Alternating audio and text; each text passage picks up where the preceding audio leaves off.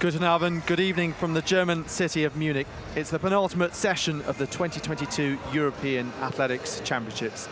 6 finals this evening, including the men's pole vault and the women's 800 meters. It's a cool 17 degrees inside the Olympiastadion. We have had some thunder and heavy rain falling a little earlier this evening. Hannah England is alongside me, along with Phil Minchell as well. We'll start with you, Hannah. Tell us what you're looking forward to as part of tonight's session.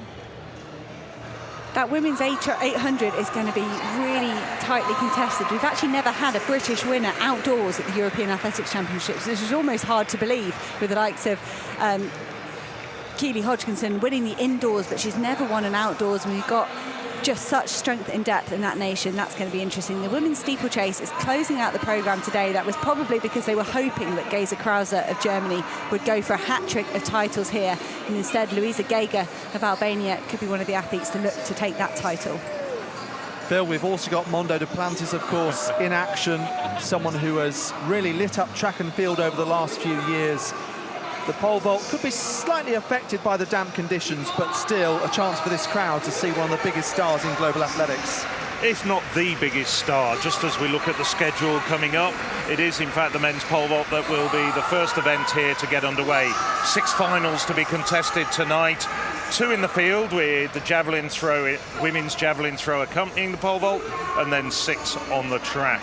Let's just focus on Mondo Duplantis, though. 4 years ago in Berlin was the moment when he made his breakthrough into public consciousness. Vaulting 605, vaulting a world under-20 record at the time. It was a magnificent performance. He caught everybody by surprise. He upped his personal best on 2 occasions. We knew he was a talent. What we didn't know was quite how prodigious he was. Now the whole world knows about him. He's vaulted over 6 meters on no less than 50 occasions. That's 4 more than anyone else. That's the legendary Sergei Bubka. As we look at some of the teams, now that was a little bit earlier when the rain was coming down. It was almost like being in your shower in your hotel room or at home. Fortunately, it's eased off quite considerably in the last hour. We've probably seen, that is Mondo, I think, under there, one of those Swedish athletes. But Mondo, it's going to be a great show, we hope, from Mondo. Yes, the rain means that expectations are a little bit dampened, if you'll pardon the pun, after his World Championship gold medal and world record in Eugene last month. But as you say, he's one of the people who the crowd have really come to see at these championships. They've come to see the Germans. Last night they came to see Carsten Warholm and Femke Bol. Tonight it's definitely Mondo Duplantis who's going to be the star of the show. Expect to see Femke Bol back in action, though, in the women's 4x400 metre relay final. The men's also happening tonight ahead of the women's 3,000 metre steeplechase, which will close out the evening, as Hannah mentioned. So this is the indoor warm-up area as part of the Olympic Park here. And athletes being put through their paces. This is Levetta Jasjunaeva, so she was the bronze medalist in the javelin 4 years ago in Berlin. And this is Barbara Spatakova, the javelin record holder, 41 years of age now, but through to another European final. Jan Zalesny helping to coach and mentor some of the throwers. Keely Hodgkinson taking a bit of a relax there.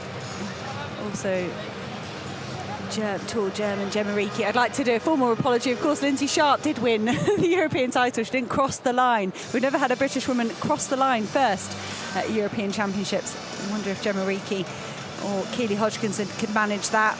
Renelle Lamotte has a pair of silver medals from the last 2 editions of the European Championships. The French woman will be keen to upgrade to a gold. Renaud Lavillenie, another French teammate We'll be after more metal work. This is Sondre Gudmundsson. He's a very interesting new Norwegian pole vaulter. Him and his brother could be kind of changing the landscape of men's pole vault when we looked beyond Mondo Duplantis. I'm sure we won't have to do that for many, many years. And the conditions are pretty rough here for men's pole vaulting. You mentioned it as well, Phil, but they're not unused to that this season. The male pole vaulters have been just so troubled with conditions. They had to jump indoors at the Doha Diamond League, change the day at the Prefontaine Diamond League because it was too windy. It was soaking wet at the Oslo Diamond League, similar at Silesia just a few weeks ago. So they are used to it, but it doesn't mean they like it, and it really is a shame because it's so technical, so dangerous in the pole vault. When it's wet like this, it could really lower the heights that we're going to see for the medals. Well, there's a rainbow above this historic Olympic Park, which was the centrepiece of the 1972 Olympic Games. And I think the sun is starting to come out, and I think those rainbow colours will just light up the night sky here in Munich. This is easily the best weather we've seen, absolutely all day. And what a relief. You can still see there's puddles in lane one. It's going to be problematic for some of the athletes, but it could have been so much worse. It's quite humid, but it's actually quite hot as well. The temperature, if you turn the clock back about 10 minutes, you could see that it was about 18 degrees. So it's a little bit sticky out there. We are expecting more rain during the evening. Let's hope there's not quite the same deluge that we had 2 nights ago when we had to have a temporary halt to the competition. But now, the very first event of the evening to get underway, and it's the men's pole vault. The lights will go down. There's plenty of Swedes who've made the trip across Europe to here in southern Germany, the Bavarian capital. They're hoping for another success.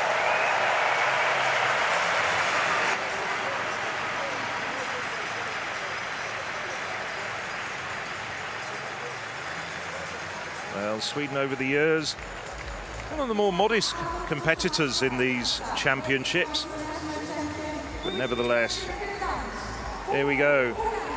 Urho Kujanpää of Finland.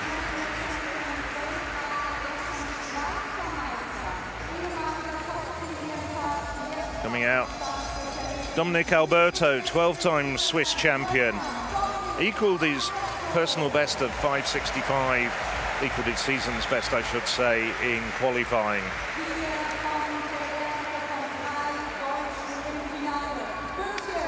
Torben Blay, one of 3 Germans in this competition. Germany well represented.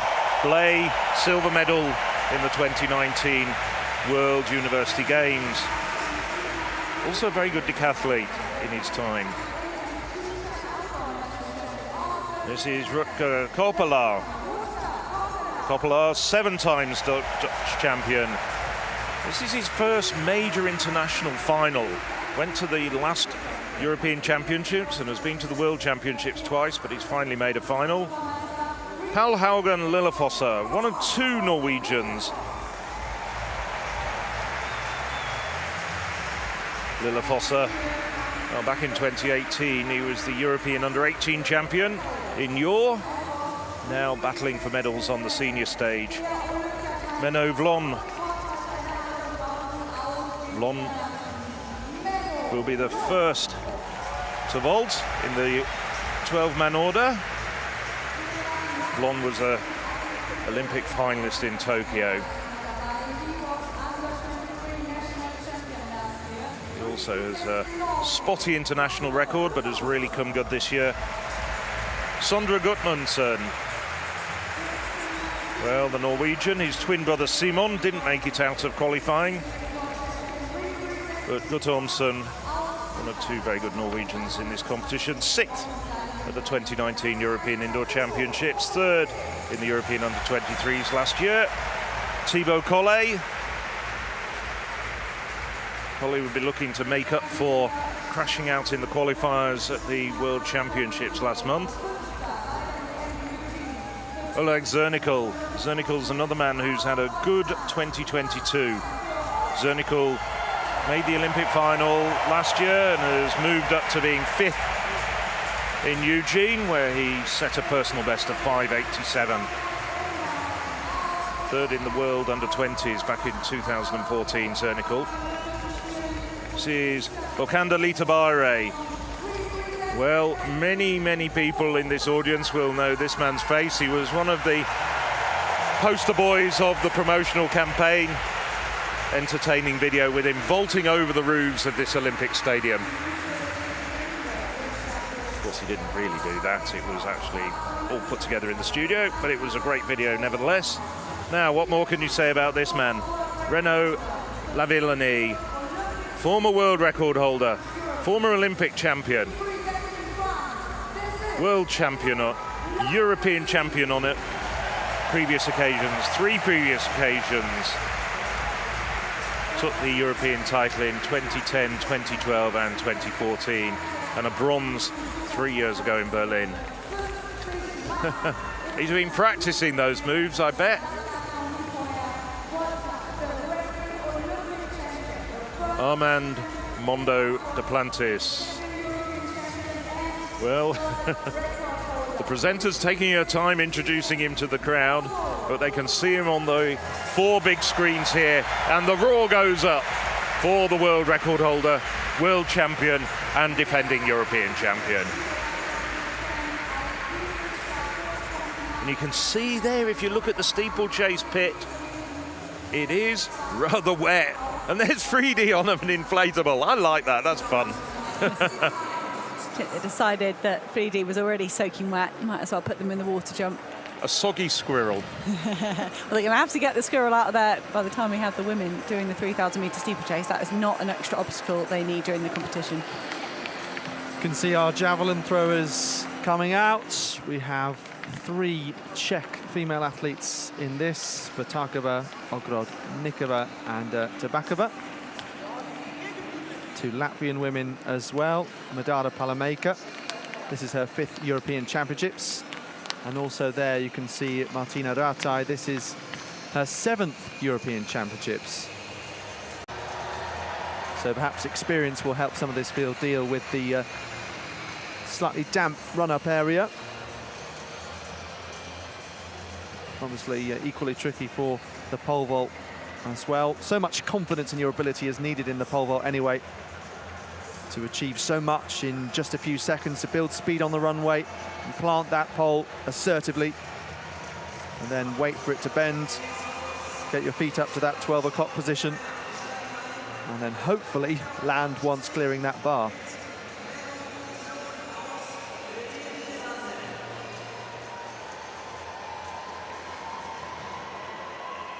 Men and Vloem, the first to vault, and the opening height is 5 meters 50 for the Dutchman.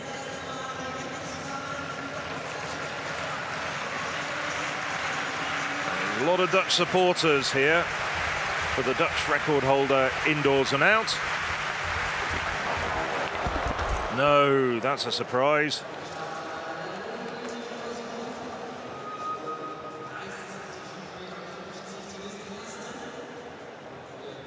He's vaulted 596 indoors. His best performances have generally come indoors, but he's vaulted 582 this year.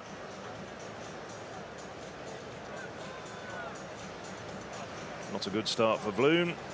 The vaulters, of course, have been out here before the presentation and tested out the conditions, but they are changing almost every few minutes. As the 3 of us walked over to our positions about half an hour ago, it was just spitting, but it looks as though the rain's picked up once again.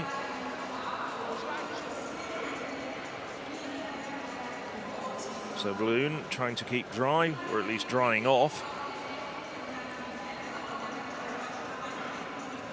Not expecting to see Mondo Duplantis come into this competition at this height.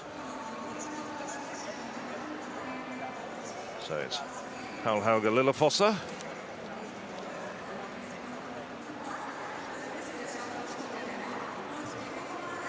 Lillefosse has got some good credentials as a teenager, now 21 years of age, so he'd still be eligible for next year's European Athletics Championships for the under-23s, which will be in Espoo in Finland.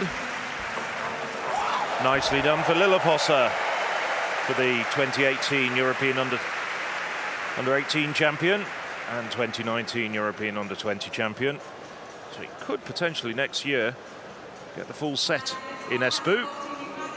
But for the moment, he's focusing on getting a medal here. It's interesting, it might be a night where you come in a little earlier than you normally would, just because of the conditions. You don't want to be too caught out. But then again, if they're improving, you don't want to come in too early and struggle. Yes, I think towels are going to be at a premium here. Everybody wants a towel. And of course, the key issue is you're going to have to be very careful with your grip with the pole, even though you're using all sorts of various substances to be able to hold on to your pole. Keeping dry both yourself and your equipment is going to be the most important thing.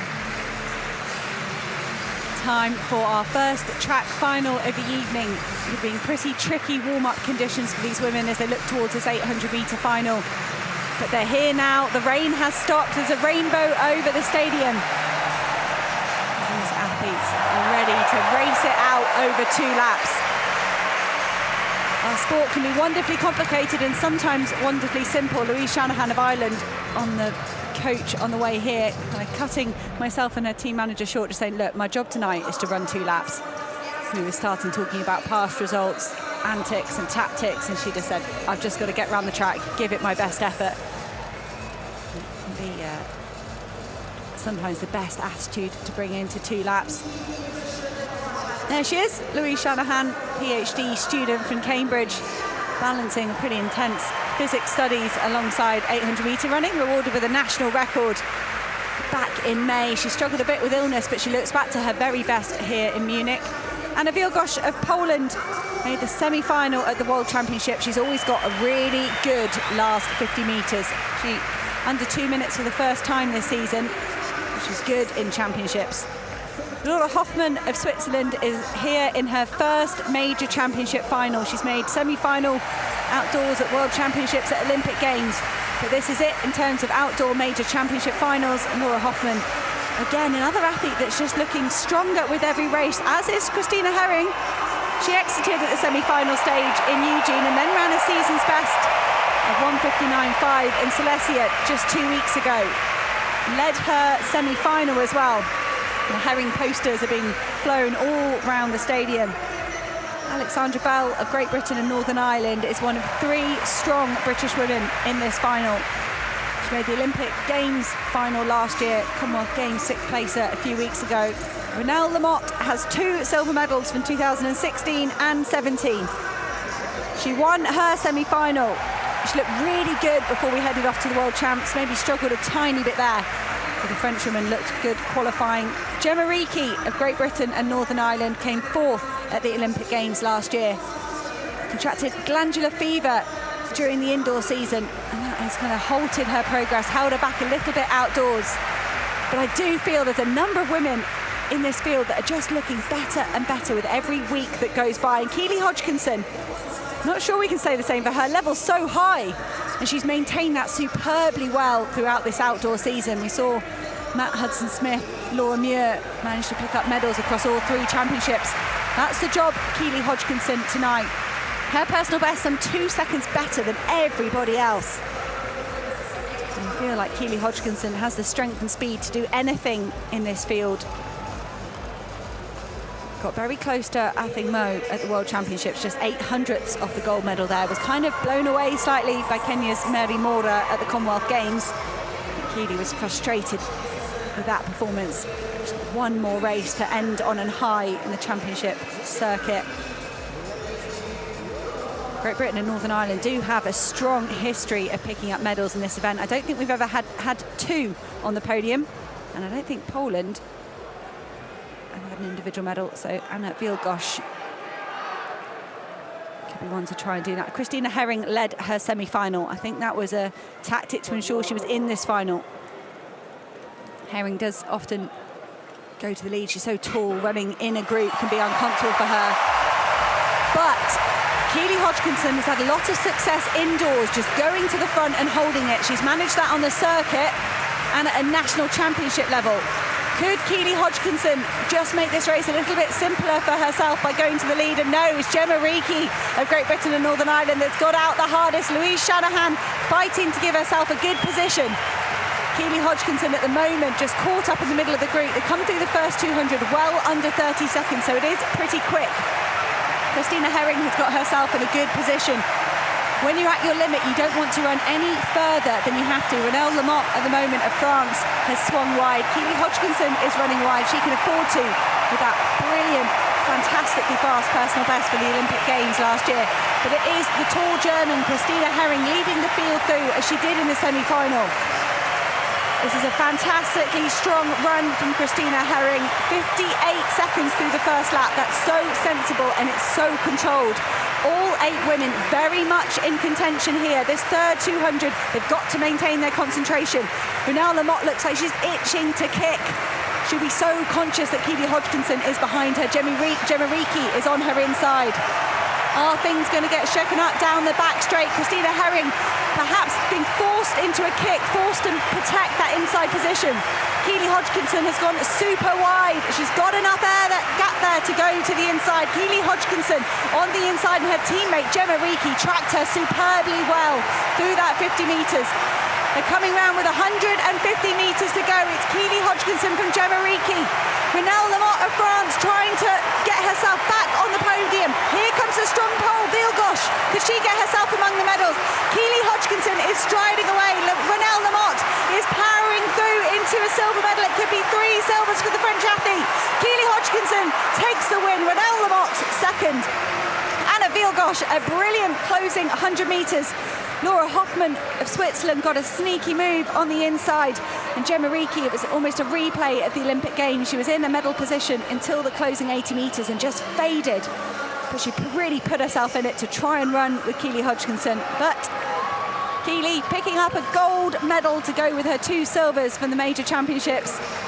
Hats off, that was a really well-controlled, tactically judged race from young Keely Hodgkinson. And that's a landmark victory as well for Great Britain and Northern Ireland. The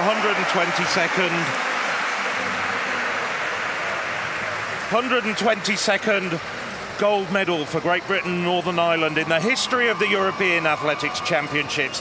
They finally overtake the former Soviet Union, who competed in these games, in these championships between 1946 and 1990. Great Britain, Northern Ireland, thanks to Keely Hodgkinson, and earlier in these championships, Laura Muir, Zarnell Hughes and Matthew Hudson-Smith go to the top of the all-time medal table. It was really a well-judged race from Keely Hodgkinson. Hats off to Christina Herring for making it a true run race. She certainly felt that was her best tactic. Keely Hodgkinson set herself up for this move as she moved into 300 metres to go, and she just lifted her pace ever so slightly down the back straight. It wasn't a massive kick.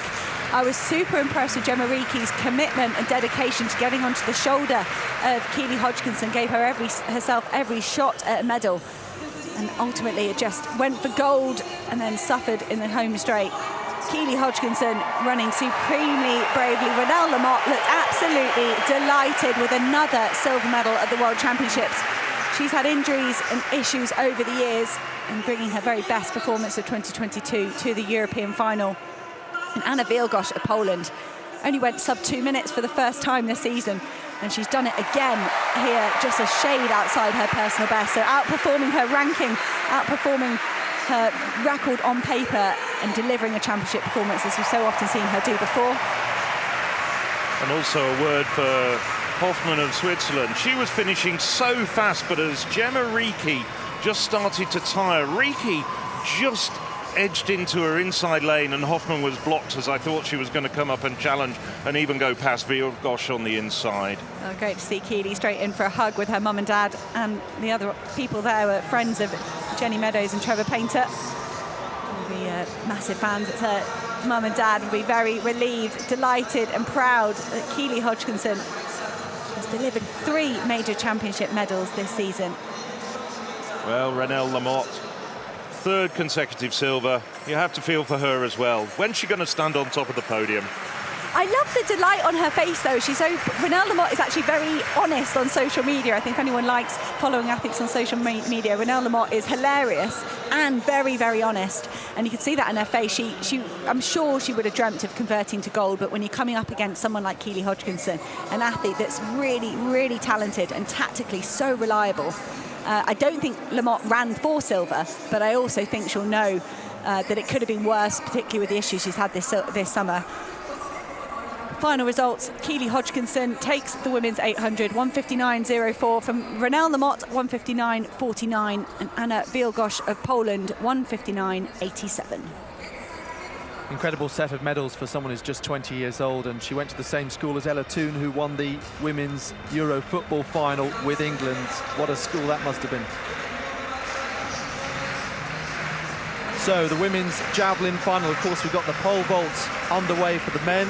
We're waiting to see when Mona Duplantis will enter this javelin competition, featuring some very experienced competitors, with Rate and Spatakova competing at the 2006 European Championships in Gothenburg. That was where the great Jan Zalesny, who's here this evening, won his last international medal, the men's world record holder. He was age 40 at the time. Spatakova, age 41. It's great to see her still making major finals, and you just wonder, with someone with that experience, whether it will help her in these sorts of tricky conditions. It is a little bit damp. The pole vaulters are kind of running from an area that's more covered under the roof to one that isn't, and the javelin throwers are just outside of the roofed area in the middle of the bend, of course, throwing out into the field. So just waiting a moment for these competitors to be introduced. You can see a number of spectators in the crowd have the specialist rain ponchos, if you like. They've come pretty much prepared. We've been waiting for this sort of weather to emerge all week, having been really hot, as high as 31 degrees at one point. Very different story, though, this evening.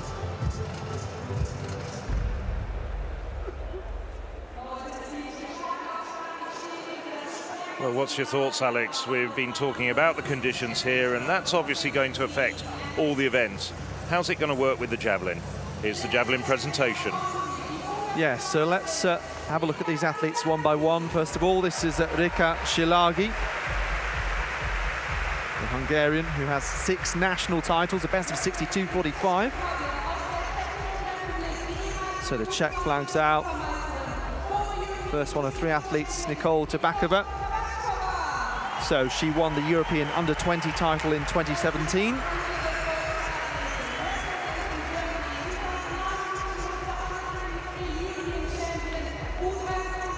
So this is the home favourite, Annika Fuchs of Germany, European Under-23 champion 3 years ago with the best of 63.68.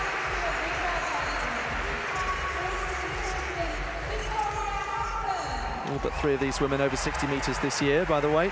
Victoria Hudson of Austria, the national record holder with 64.68 in Eisenstadt last year. Lina Musa, the first of the 2 Latvians. The 29-year-old was 6th at the World Championships in Eugene, Oregon. The 2015 World University Games silver medalist. Nikola Ogrodnikova. Now, she was the silver medalist 4 years ago in Berlin. 67.40 is her lifetime best. So Lithuania, fantastic night last night for Alekna, winning the discus, just 19 years of age. This is Leveta Jazinaite, who was the bronze medalist 4 years ago. Another University Games winner in 2019. Adriana Vilagos, another strong teenager, Balkan champion and world under-20 champion as well. Madara Palameka, this is her 5th European Championships, with a best of 7th in 2016 in Amsterdam. and a PB of 66 meters, 18 centimeters. A smile from Martina Ratte, the 40-year-old, with the best of 4th at the Europeans in 2018. And Alina Sengo, another young up-and-coming athlete. She's the reigning European under-20 champion. Improved to 65.40 this year and is now just 2 meters off the Greek national record set in 2000. And Barbara Spatakova, the world record holder, 3 times world champion, 2 times Olympic champion, who won this title in Zurich in 2014. And still loving soaking up the atmosphere. It's sensational to see her get a medal. Not going to be easy. Of course, the javelin throwers try and build up speed on that runway and then have to come to a complete stop on a slippery surface. You can see it there.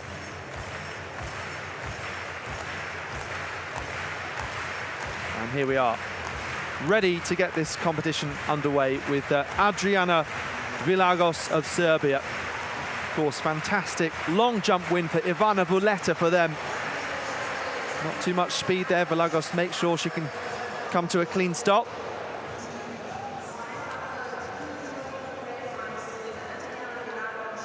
So just looking at qualification, by the way, we had a couple of throws over 61 meters. It was also a little bit underwhelming, but generally speaking, the qualification marks have been quite high compared to what has been needed to qualify for the finals. So the temperature, I think, dropping a little since the start of the program. I mentioned it was 17, it's now around 15. The wind staying reasonably still. 51-15 for Vilagos, the opening throw in this javelin final. Rika Shilagi with the lumbar support you often see javelin throwers wearing. Quite an explosive event on the body. Holding the javelin above her head and then pushing all the way through. Transfer that energy. Javelin lands pretty flat.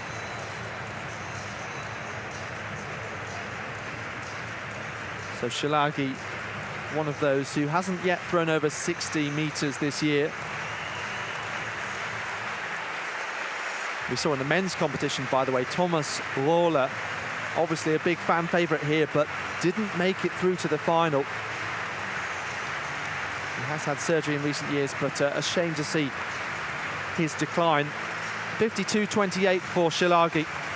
So just the best of the two that we've seen so far. And it's really hard to say what kind of distance we might see tonight. But in essence, all of the athletes have the same conditions pretty much, so whoever can make the best of it on the night, still worthy of huge respect. Jazz United, can she improve on that bronze medal from last time out? In fact, in 2018, Lithuania got 2 medals. So that was the maximum that they've ever achieved, which they've done twice. So looking to equal that in 2022 here in the Olympiastadion in Munich. So 57.39, and that's more of a marker to throw the gauntlet down to the opposition from Liveta Jazz United.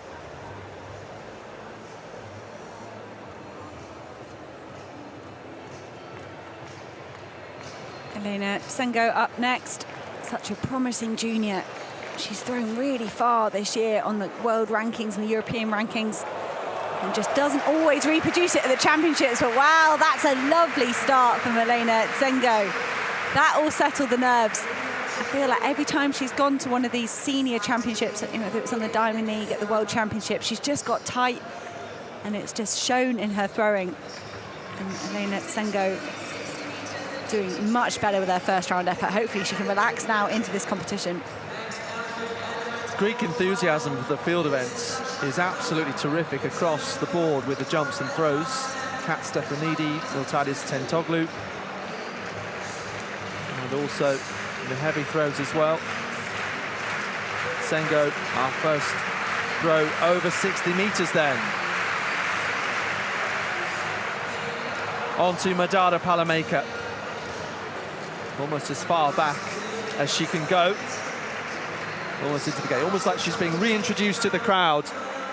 Can she announce herself to this field in this javelin final?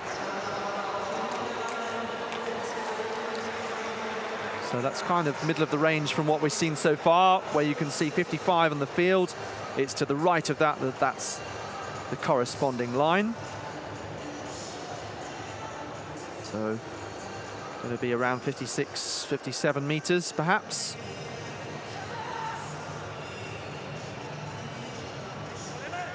Good to see a young generation coming through, and good to see athletes making finals who've been competing consistently on this international major championship stage for a number of years.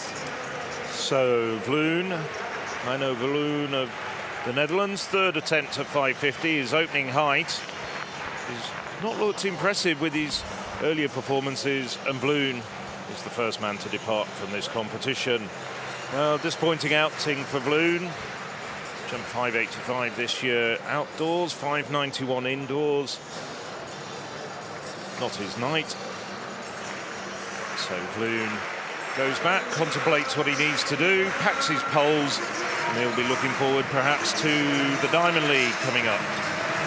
And we talk about tricky competition environments here in the men's pole vault. It's going to be wet on that mat. They're going to be landing on that mat and getting their kit very wet. But also warming up, they haven't been able to do the full warm-up that they'd normally do. Hopefully they had access to the indoor warm-up track we've seen some shots of. But when you come out here on the track and suddenly you're having to deal with that as well, it's an awful lot of experience that's going to be needed to tackle these conditions at both ends of the track. Anna Fuchs trying to get the crowd going. 63, 68 at best.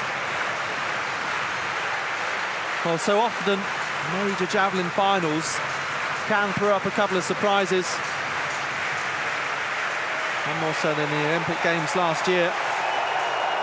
On that occasion it was the Germans that struggled, but maybe Fuchs can use the home crowd to their advantage, just like so many other Germans have done. Constanze Klosterhalven and Nicholas Cowell, to name a couple. So still that lead in this opening round from Melina Sengo of Greece, 60 meters and 82 centimeters. Liveta Jasunaita, 57.39. That's a disappointed coach, isn't it? 52.80 for Fuchs. Fuchs is probably Germany's big hope for a gold tonight. I mean, they've got three men in the pole vault who are very, very good indeed and might contest the medals. But they went without a medal last night, the host nation. Yes, and I mentioned Ivana Valeta's triumph in the long jump. She pushed down Malaika Mahambo. This is Rata of Slovenia. Disappointment for them with Christian Che only getting the silver in the discus. Beaten by Mikulas Alekna of Lithuania, but it was still the best performance ever at these championships by a Slovenian man. While we watch Rate, it's worth mentioning once again Mikulas Alekna. He was the youngest ever discus medalist of any hue and the first teenager ever to win a throwing gold. Of course, that potentially could even be beaten here if somebody like Vilagos or Zenko got to the top of the podium. But Alekna, 19 years of age, and wins a discus gold, emulating his father who won in 2006. So 52 meters and 5 for Martina Rataj. This is Nikola Ognognikova.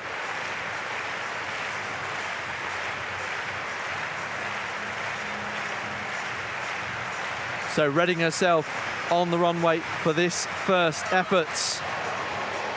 Javelin goes up high. Where does it come down? Once again, just over that 50 mark. So that silver line that was superimposed on the field is 8th place at this point. Ognognikova is 9th in the throwing order. So, of course, all 12 athletes will get 3 throws, and then we'll take the top 8 for the final three. 52.11, that slots her into 6th place.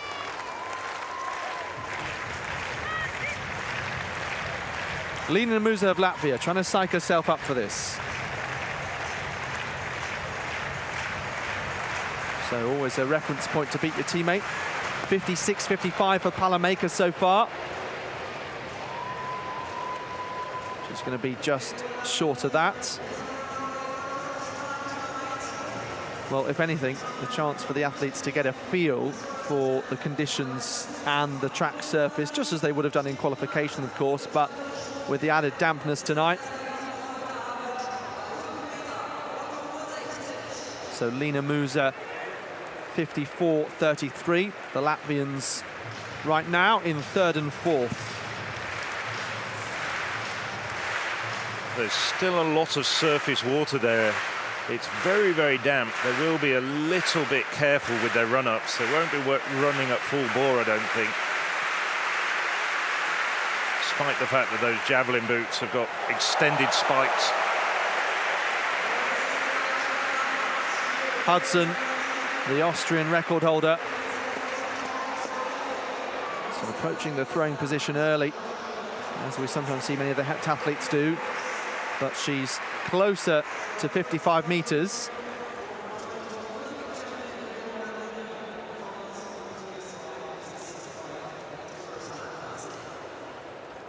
Most of these competitors are some 5-6 meters off their best, including what they've thrown this year thus far. So that kind of gives you a relative idea on how the competition has started. It's been quite interesting that in some of the field events we've seen a really exciting opening round with some big measurements, including in the women's hammer, women's long jump, and then things haven't really kept up that kind of pace. So 56.07 for Hudson, who splits the Latvians. Now Barbara Spatakova. A rhythmic clapping from the crowd for the world record holder. Held the record of 72.28 since 2008. Spatakova. So run up just went slightly to the left-hand side, but that is a very good effort and should put her in 2nd place, I reckon, behind Sengo. Spatakova there, rolling back the clock. She competed here in Munich 20 years ago, didn't make it out of the qualification rounds, but that was before Adriana Vidagosh and Elena Tsengo were even born. Spatakova putting herself up in a medal position at the end of this first round. So impressive. Yeah, 59.04 as that completes this first round. So, Renaud Lavillenie coming into the competition at 5.65. He passed at 5.50. Three-time European champion. Nicely done. I think he'll be battling for the medals tonight. It's difficult to see beyond Mondo Duplantis taking the gold. He's been unbeaten for about 18 months. But Lavillenie, and he's very much the, I've heard it said on other commentaries, the shop steward of the pole vaulters, hugely respected by everybody out there. He's also vaulting still, almost at his very best. Nice opening clearance from Lavillenie.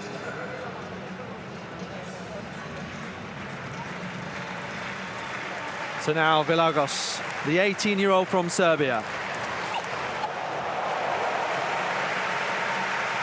Looking to improve here, and she is well ahead of that number 8 mark.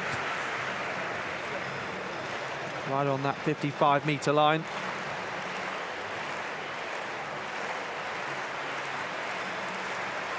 And delivers with a lot of power, the teenager. It's come up as 55.14, so that pushes her up some 5 places.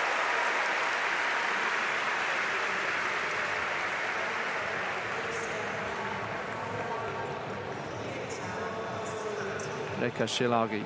52.28 so far for the Hungarian. Still that one effort over 60 meters from Elina Sengo. That's much better though from Shilagi. And now we have 2 throws over 60.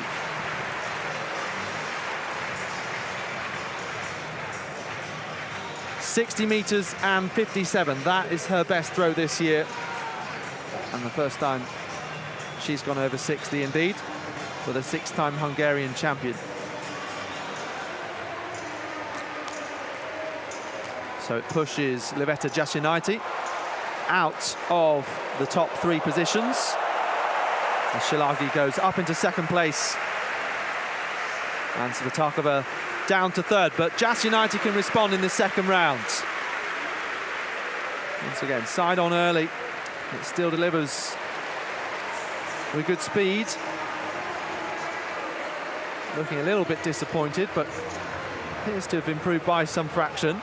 Just didn't seem totally like she was building momentum and speed there. It was a little bit tentative. Phil quite rightly pointed out it's still wet underfoot, and Jasinaiti there for me just maybe not fully committing to the throw. And her coach didn't like that either. That mixture between tension and effort just not quite right. Didn't look very fluid and didn't look like the timing was quite right for me. So now it's the first heat of the first round of the women's 100 meters hurdles. The only action tonight that's not a final. These women, the successful women, will go through to tomorrow's semi-final, and it's the first 3 in each heat and the 3 fastest losers who do advance to the semi-finals.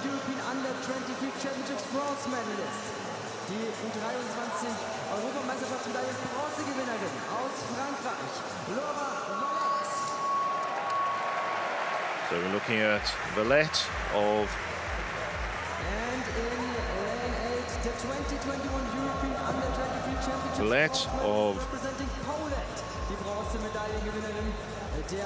France, yes, sorry, just a slight confusion there. Wojtnik of Poland.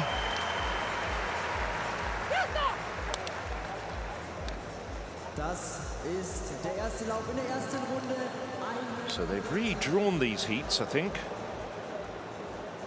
So in case you're looking at the European Athletics website, www.european-athletics, that'll give you the most up-to-date information. We're looking at the start list, but I think there's been a bit of a redraw of a heat. So from the inside is Tomipic Prejile of Slovenia, Valette of France, Kristofi of Cyprus, Plotatsina, the very good Ukrainian, in lane 4. Jessica Hunter, Great Britain 5, Bogliolos of Italy 6, Giranova of Italy 7, and Wojtnik in lane 8 of Poland. And it's the Pole who's away quick as well. Also Hunter at this stage, and Valette running well. Now Valette really starting to motor. The Frenchwoman in lane 3, lane 2 doing well. Jessica Hunter gets up on her shoulder. The Britain just takes the verdict, I think, coming off very quick over those final 2 hurdles. No doubt at all. Hunter.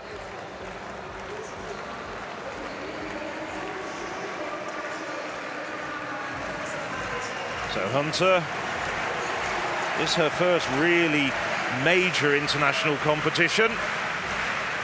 13.27 for her, just a little bit off her best of 13.12 set earlier this year. She'll advance to the semi-finals tomorrow evening. Laura Valette, the Frenchwoman, 13.30. Well, she's run under 13 seconds this year. She might be a little bit disappointed with that, but she gets through without too many problems to the semi-finals. And third, it'll be Wojtnik of Poland. Wojtnik running on the outside. The others probably really didn't see her. She ran much of a solo race. Giranova and Kristofi and Plotatsina. We'll have to wait and see whether they go through as one of the 3 fastest non-automatic qualifiers. Yeah, good performance there from Hunter to come through, kind of building her momentum throughout that race. new lifetime best this year of 13:12 in Geneva. An athlete certainly growing in confidence, being coached by Scott Grace. Valette, though, look at her, our early leader. Interesting to compare their styles just coming through. And Valette, it was incredibly close. 300s between them. Of course, not unaccustomed to seeing that in sprint hurdles races. And Voitinik taking that third spot. And then 3 time qualifiers across all of those semi-finals. So interesting, this sprint hurdles competition starting quite late, obviously, the penultimate evening session. And the competition will step up when we get to the next round. Said the semi-finals before, of course I meant heats today. And then semis, this is the final, the women's javelin, Alina Sengo. Really hard to call this competition. I know that Barbara Spatakova win would be popular, but Sengo at the moment in the lead and going over 65 meters. So, a hug from the Greek team before we know what this measurement is. We do now, it's 65.81. So she's now 5 meters clear of her opponents.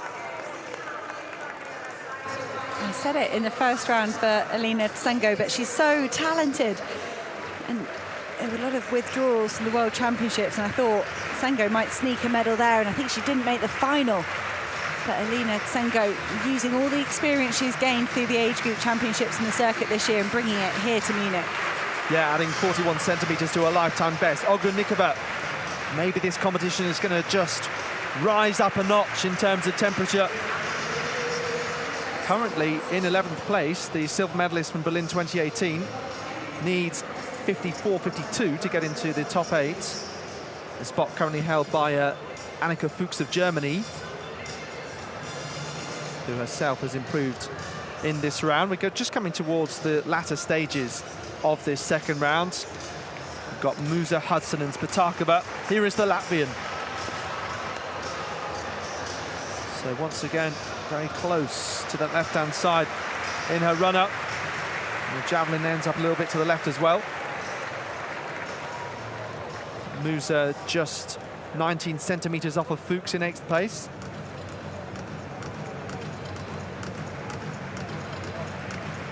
But she's another who has improved. 58.11, and that puts her up into 5th place as things stand.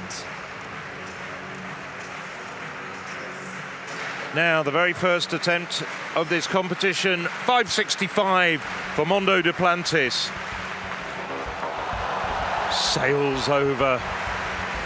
What a vault to open your account with.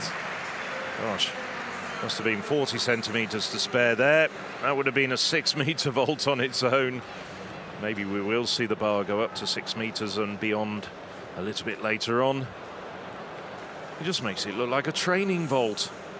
There's a big smile there from Renaud Lavillenie. One of the few other vaulters in the world who's gone over 6 meters. Nicely done. We did lose at 5.50. Not only Menno Bloom, who you saw, but Dominic Alberto. But it's still 7 men clear at this height. 10 men in the competition in total.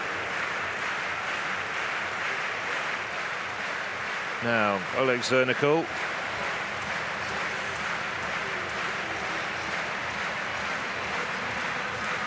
Zernikal needed 2 attempts to get over 5.50. As I mentioned earlier, he's very much come on and become part of the top echelon of pole vaulters this year. Got equal 5th place in the World Championships.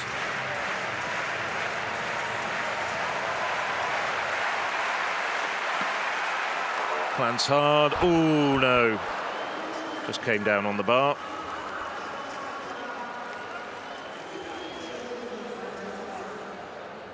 Looking a bit rueful there. He just flies out right the way to the right-hand side. That wasn't the way he wanted to do it. more of a fighting chance of clearing that bar if he manages to get his approach straight on. Second heat of the women's 100-meter hurdles. Looks like an empty lane 1 down there. Starting from lane 2 is Monika Zapalska of Germany. She's going to take a nice smile and a nice wave for the home crowd. Second at the German National Championships this year. It's a lovely walk.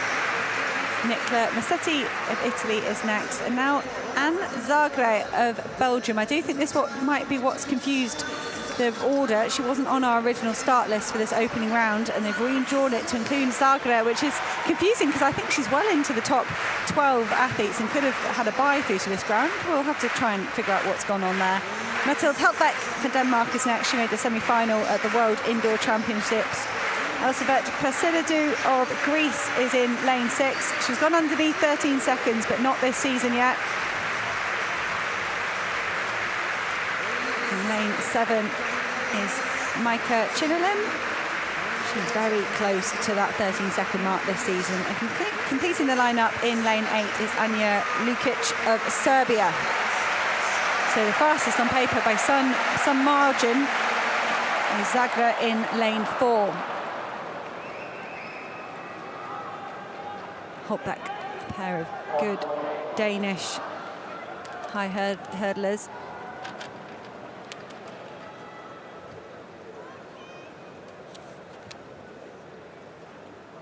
We'll see Mette Gravesgaard in the next round. I'm confused about Zagre being here, though. She's ranked high enough to skip this round. I can only assume perhaps she's short on races and she's asked to be involved here in round 1, but it's caused a redraw. First 3 advancing to tomorrow's semi-finals. Zagre hits the first hurdle hard and she's first. It's often a race, that first hurdle, and then you've got to hold that momentum, hold that technique. Zagre, devastated at the World Championships, fell over in her heat, was given the chance to rerun because she was impeded by an athlete next to her, reran and then still fell over. It was a torrid time for the Flemish athlete out in Oregon, and that's a bit better. Maybe that's got something to do with why she's here in this round. Good second for Maika Chinalim. Yeah, I think a good performance from Anne Zagre would be very popular at these championships, given what happened to the Europeans, as you said. Yeah, joint 5th on the European list this year. Trying to have a look on social media to see if I can see any reason why she might take part in this opening round, but would be good for race sharpness, certainly. You do risk the possibility of crashing out. I think Pasilidou thinks it's only top 2 into the next round. Or perhaps she's just not amused at all by 13.33. Zapalska of Germany, 4th place, 13.39. That notches her into the 3 hot seats, along with Holtbeck and Massetti. So at the moment, 3 non-automatic qualifiers, all coming from this round. We've still got 1 more heat to go in round 1. But Zagre got a great start, as did the Greek athlete Pasilidou. And Chinalim just got into her running throughout this race. But Zagre, I can only assume, you know, the last competition we saw her at in Oregon was just so problematic, and Zagre may be saying, I really would like to run all 3 rounds. And that's an interesting dynamic, because so much talk about athletes getting advanced through the rounds. And it's very controversial. I think in a busy summer it's important. It's pretty much the only way our top European athletes can even consider competing here at the European Championships, and they're risking their health and their career through injury. But Pasilidou, good run there for 3rd place.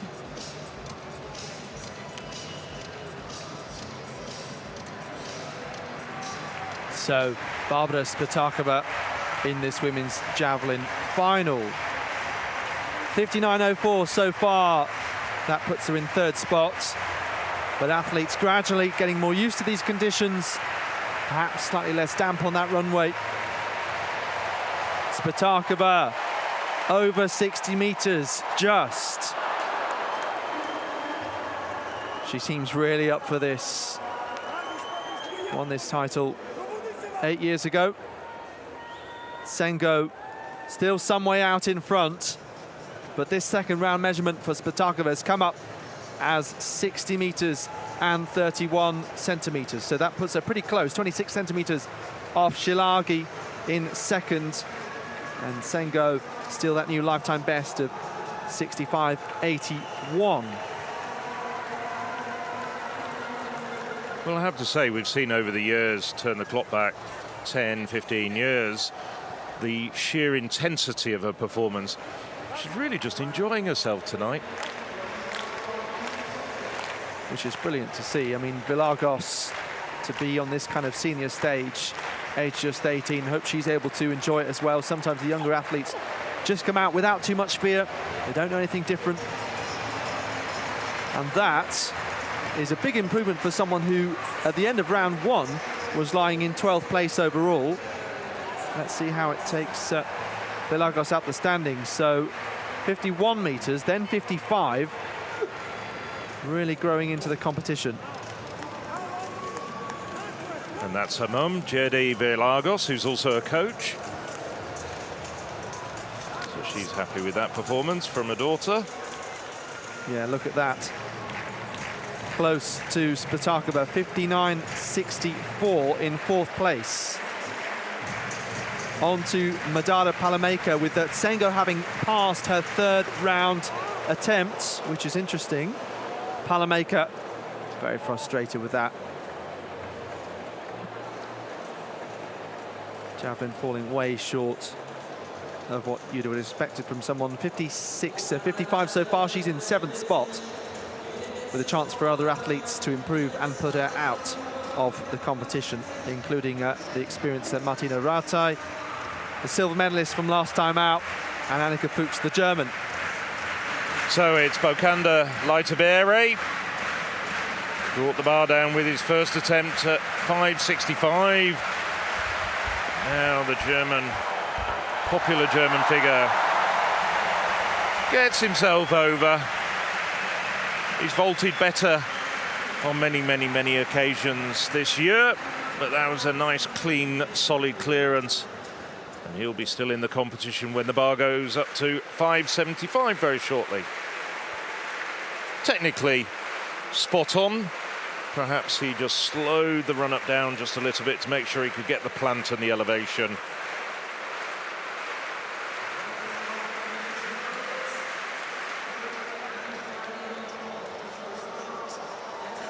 As you can see there, 7 men over this height already. On to the 3rd heat of the women's 100-metre hurdles. So I mentioned that there'll be 3-time qualifiers. The times at the moment, 13.39 to 13.49 for Zapalska, Helpbeck and Massetti. Here is another Italian, Elisa Maria Di Lazzaro. Italian champion indoors and out, of course. Just the 60-metre hurdles indoors. Naomi Sparden, I remember her setting a European Under-23 championship record back in 2015. Since been broken, but someone who had a great junior career. 12.71 at best. You may be able to hear the bells out for the Swiss athletes. Again, an event where a young generation is coming through. Route of Norway there. Someone who has won a 400 hurdles title at under-20 level, and is also someone with a multi-events background as a heptathlete.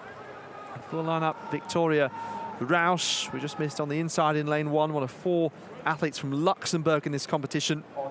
The only one to progress was Patricia van der Weken, who was in the 100-metre semi-finals. Bob Bertem's Charles Grethen did not go through their heats. Then Di Lazzaro, Benach of Spain, Forster of Slovakia, Sparren of Switzerland, Lončarek of Croatia, Root of Norway, and Barbosa of Portugal. Wonderful name, Olympia Barbosa, inside this Olympiastadion in Munich.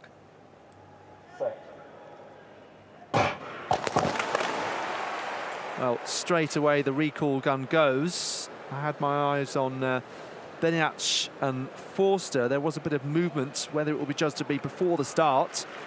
or indeed a false start. We'll wait and see, because there have been a number of issues across these championships.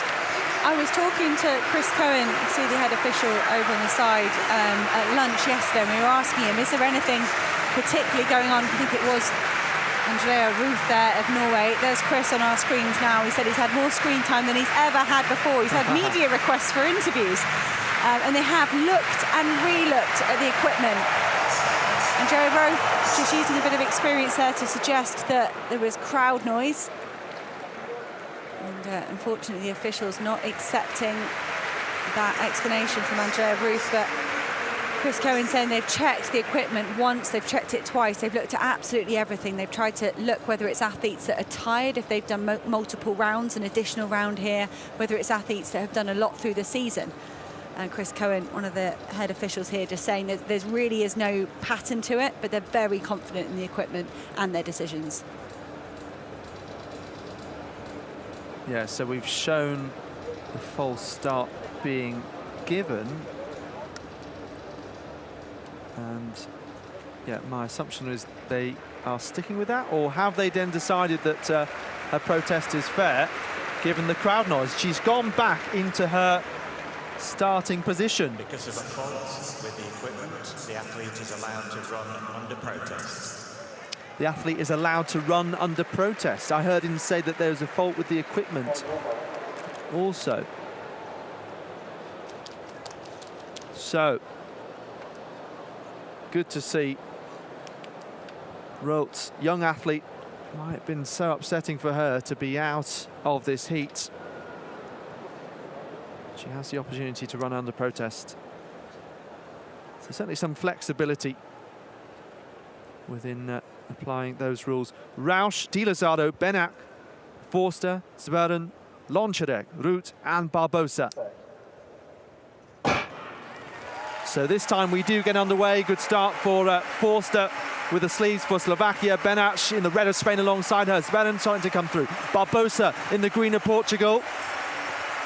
It's going to be Di Lozado who takes it in the end. That was a race that chopped and changed. 13:11 on that clock. So I make that the fastest time that we've seen so far, if that's what it's given as officially. Just 100 better than Anzagre. So wait for the further positions to come up and work out who will go through to those semi-finals. Forster, delight for the Slovakian. Benac is also through. And now those in the hot seats will wait and see whether their times are indeed good enough. But yeah, a race that ebbed and flowed, a number of changes of lead, but Di Lozado took it in the end. Yes, Di Lozado looked very good there. She's an experienced international. She's raced at European Championships in the past, and she was only just outside the top 10 and getting a seed, so she was very much the favourite there. Slightly disappointing run from Barbosa, but Barbosa does get through to the semi-finals tomorrow night. There we can see Di Lozado going through a little pre-event routine. Not the best of starts from Di Lozado, but by hurdle 4, she's really starting to motor, in a great second half of the race from the Italian. Zverin just stutters there. Benac, she'll be pleased with that run as well. So 6 athletes progress from this heat, with Barbosa, Zverin and Rausch, who becomes the second out of the 4, the Luxembourg quartet, to make it through at these championships.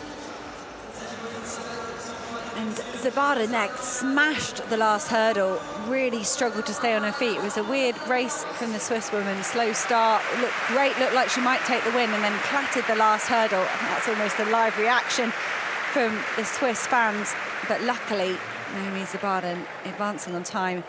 Victoria Forster was brilliant at the World Junior Championships in Nairobi last year.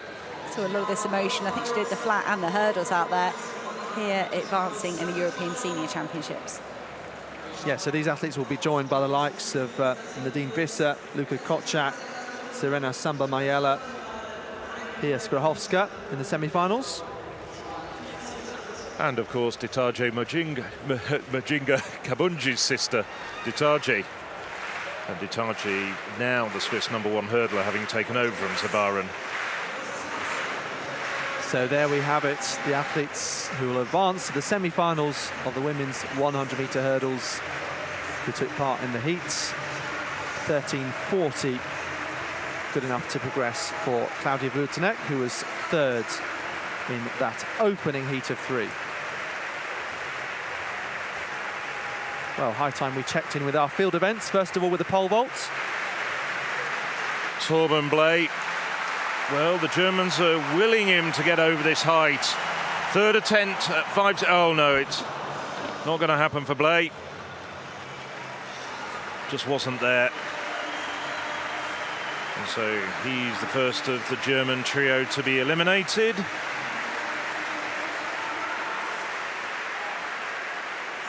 Never really got to grips with that third attempt. Blay, also a very good decathlete, has done 7,800 plus points, but now focusing over the last couple of years on the pole vault. Frustration, a missed opportunity in front of his home crowd. Didn't qualify for the 2019-2022 World Championship finals, but made the final this time. But it's not to be. Male 4x400 athletes making their way into the call room. Nice moment there. The Netherlands team just sharing a hug. And the Borlays as well. That looks like the same lineup, perhaps, that they had in the heats. I think I saw Dylan Borlay was the only man that ran underneath 45 seconds yesterday. So impressive from him. Strong German quartet. Sanders, Koch, Schlegel and Schneider. Czech Republic certainly know their way around at 400 relay. French team, and then British team as well, that have brought the champion Matt Hudson-Smith into the call room. He points at his head as he pushes Alex Haydock-Wilson off. Matt Hudson-Smith listed as the lead-off runner. Martina Rataj in this javelin final then. So we're now into the third round, as you can see, and she needs 57.93 to be in the top 8. And looks like she's done just that. So our leader remains Elina Sengo, Shilagi and Spatakova, currently as things stand filling those medal positions.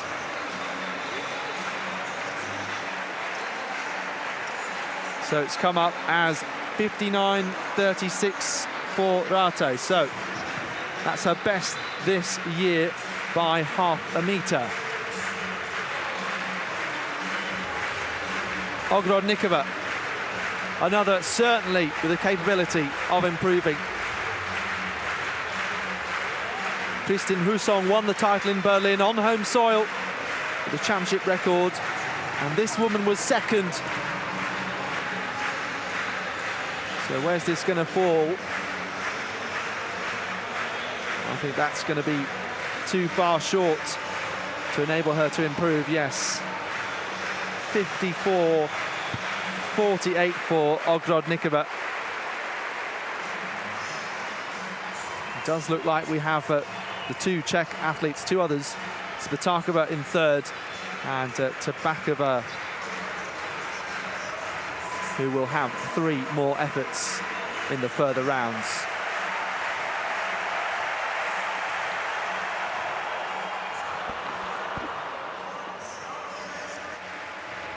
Well, Oleg Zernikul has just seen his compatriot Torben Blay crash out. Now he's got his third attempt at 5.65. Oh, he follows Blay, brings the bar down, and he's out of contention for the medals. Disappointment etched all over his face. This time at least he went straight on at the bar rather than flying out to the right-hand side, but just didn't have the height. Disappointment there for Zernikul after a very good performance at the World Championships. In fact, finishing lower down here than he did in Eugene.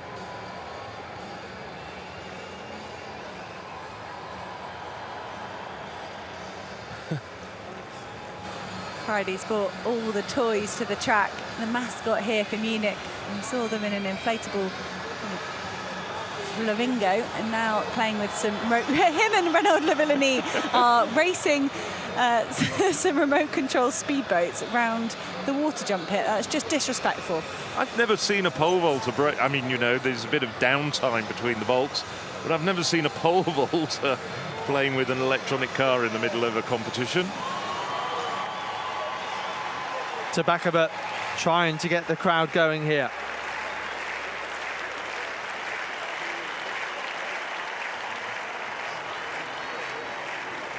So, in 8th position. Now into the second half of this competition. Holding that javelin high on the approach run, trying to build up that speed and transfer that energy with force. Tabakaba, no improvement. So interesting to see, by the way, that I mentioned Alina Tsengo passed her 3rd round. Could be a number of reasons for that, of course. It could be that she's happy with her lead and that no one might challenge. It could be that she's carrying a slight issue that she's just wishing to nurse at this point. Inching her way closer to the Greek national record, of course, of 67.51 from Mirella Magnani in 2000. Lina Musa, so obviously 8th to 1st with that throwing order reversed. Musa been relatively consistent so far. 3 throws within 4 meters.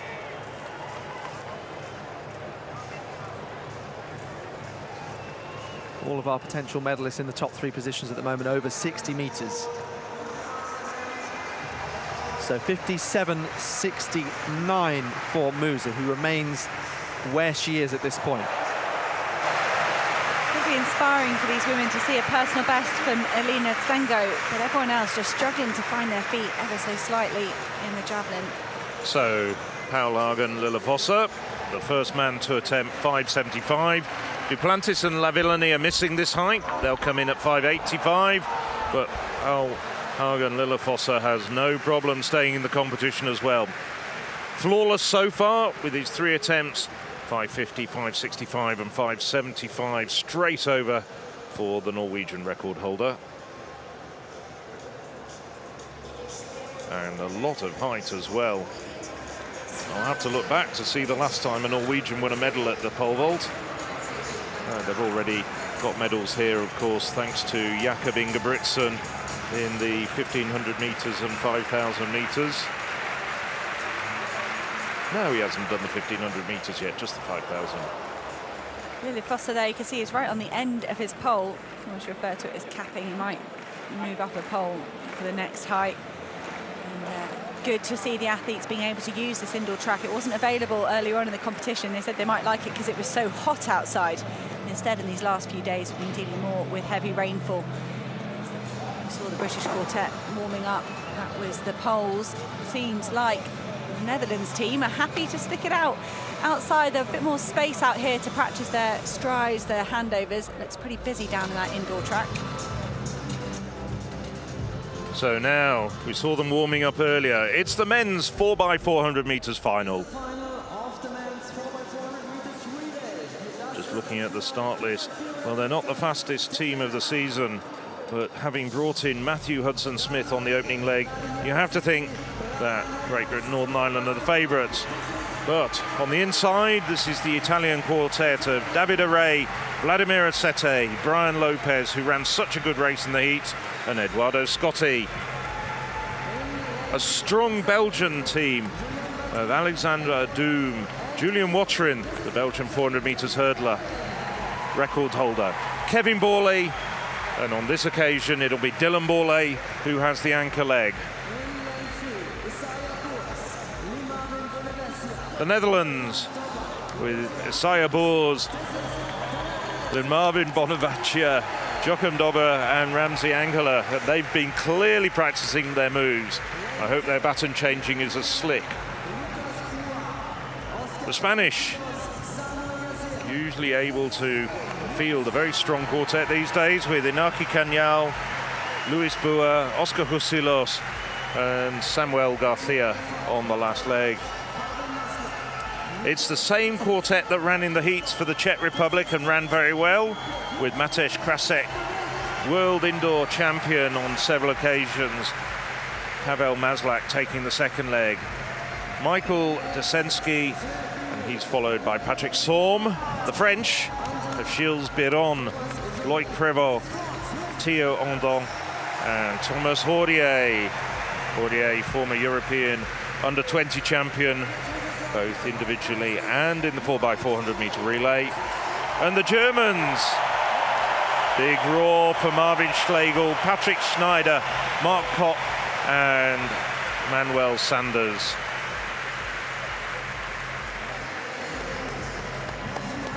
But for my money, these are the favourites. Interesting decision to put Hudson Smith on the opening leg.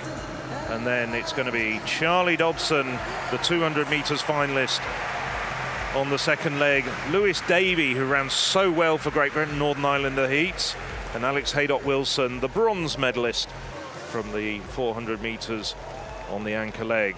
So 2 individual medalists for Great Britain, Northern Ireland. They start in lane 8. Well, you can see on season's best, Great Britain, Northern Ireland, one of the weaker teams, but I think you don't need to worry too much about that. And I think the European leading times are going to be heavily revised after this race. Just a marquee card, the championship record of 2:58.22 also stands to Great Britain, Northern Ireland, dates back to 1990. So just see lineup. There's Alexander Doom and David Array, a few years ago Europe's #1 400 meter runner, Italian record holder, not quite in the same form at the moment.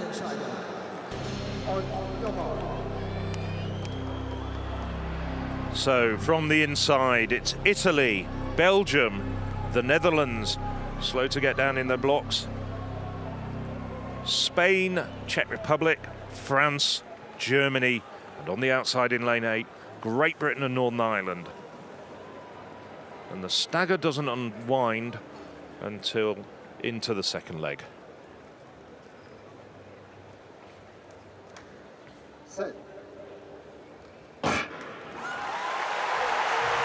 Well, Matthew Hudson-Smith only needs a couple of strides to start pulling away from his German counterpart, Manuel Sanders. Hudson-Smith, though, will be running blind for this entire leg, but he's running a terrific race at the moment. Also running well is Isaiah Brewers of the Netherlands, but Hudson-Smith having an absolutely blinding leg. He's run a blistering time. The rest, well, they're just battling for second place at the moment. Hudson-Smith, a big gap. Coming through strongly at the moment. It's the Belgium also, as well as France. Gilles Biron once again running a good opening leg for the French. But the British hand over first. So we're just coming up to the breaking point. Charlie Dobson just about to head for the inside, and he cuts across right the way from lane 8. He's got a 2-meter advantage over Julian Watron.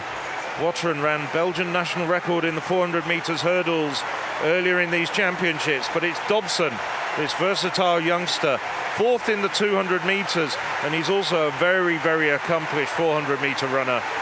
And it's Dobson maintaining the lead ahead of Belgium and France. The Netherlands, Lee-Marvin Bonavaccia, straining and struggling to hand over the baton to Joachim Dobber. No doubt at all, though, Britain's Lewis Davey has got the lead, and he's starting to move away from the men behind them. It's a 4-way battle for silver and bronze at the moment, with the French in front. But right the way ahead by a good 3 meters, it's Lewis Davey. Davey running a very competent, very assured third leg for Great Britain. Round the outside, it's Oscar Husilos, who was so disappointing in the individual 400 meters. Davy now starting to strain. The Belgians and the French starting to close in on the youngster, but Davy still holding pole position. Hands over first to Alex Haydock-Wilson. The French try and get up on Haydock-Wilson's shoulder. They're queuing up behind him, but this is a man who got the bronze in the 400 meters and is a very, very good lead anchor runner. So Haydock-Wilson in front with 250 meters to go. Francis Thomas Jordier, a great relay runner in himself, tucked in behind him. The Belgians starting to slip back very, very slightly, and it's Spain in fourth at the moment with Samuel Garcia trying to get up into the medals. But it's Alex Haydock-Wilson holding the inside line, moving out into lane 2. The French and the Belgians have got to go the long way round if they're to get past Haydock-Wilson, but they don't. It's Britain, gold. We'll give you confirmation of who else gets the medals. It looks like France followed home by Belgium, but it's very, very tight. But there's no doubt at all. And a terrific anchor leg for Alex Haydock-Wilson, truly assured. And Great Britain, Northern Ireland win that race, having got the lead almost from the very first stride of Matthew Hudson-Smith on the opening leg. National record for Spain in fourth. That's a super impressive performance, but it did take sub 3 minutes to get into the medals. France and Belgium were pulling each other ever so close to that British team. In the last 20 or 30 metres, you thought it could be anybody's, but Alex Haydock-Wilson of Great Britain and Northern Ireland holding on. Saw that lovely moment in the call room where Matt Hudson-Smith pointed at his head. He said to Alex Haydock-Wilson, I'm sure it was something along the lines of, you're going to have to get this really right. You could get the baton in the lead. They put their two weaker, inverted commas, athletes in the middle legs. Big hitters at the first and third. And what a great job from Dobson and his teammate to keep them in contention. Well, Matthew Hudson-Smith, 2 individual golds, but he's gone from bronze in 2016, silver in 2018, and now gold with the men's 4x400 metre quartet for Great Britain and Northern Ireland. Yeah, Belgium, of course, won this title 4 years ago, so they've swapped the top 2 back again. But Alex Haydock-Wilson was someone who was really disappointed with his run in the mixed relay at the World Championship. Said he didn't feel fully up to scratch and up to speed to take part. 2 inexperienced athletes, Dobson and Davy, in the middle of things, but Haydock-Wilson in the end brought it home. You just wondered whether the Frenchman Jordier was going to come past and then try and make it a race down the home straight, but Haydock-Wilson held on to the lead right until the end. See, Dobber and Desensky, this is the reality of 4x400 here. We're going to see it on the women's side as well. It's a very physical event. I mean, normally these athletes are just separated in their own lanes. It's a different beast when you turn into a relay, even more so indoors. But that's also the advantage of having a good runner on your first leg. You can separate yourself from the pack and not have to deal with any of that drama. I think that was another team tactic from Great Britain and Northern Ireland that paid off in there. For them, Dylan Bourlet was fastest in the qualifying legs, the only athlete going sub 45, and that was another heroic leg from a Bourlet at the European Championships, but only enough for silver today. Well, that was also a very astute bit of running over the final 50 or 60 metres by Alex Haydock-Wilson. He gently moved out into the second lane, and he didn't impede anybody, but if the French or the Belgians or perhaps the Spaniards were to get round him, they had to go the long way. They had to run those extra meters, and in the end, they couldn't. Alex Haydock-Wilson, great tactics there down the home straight for Great Britain, Northern Ireland. A really, really clever bit of relay running from the anchor leg component of the British quartet.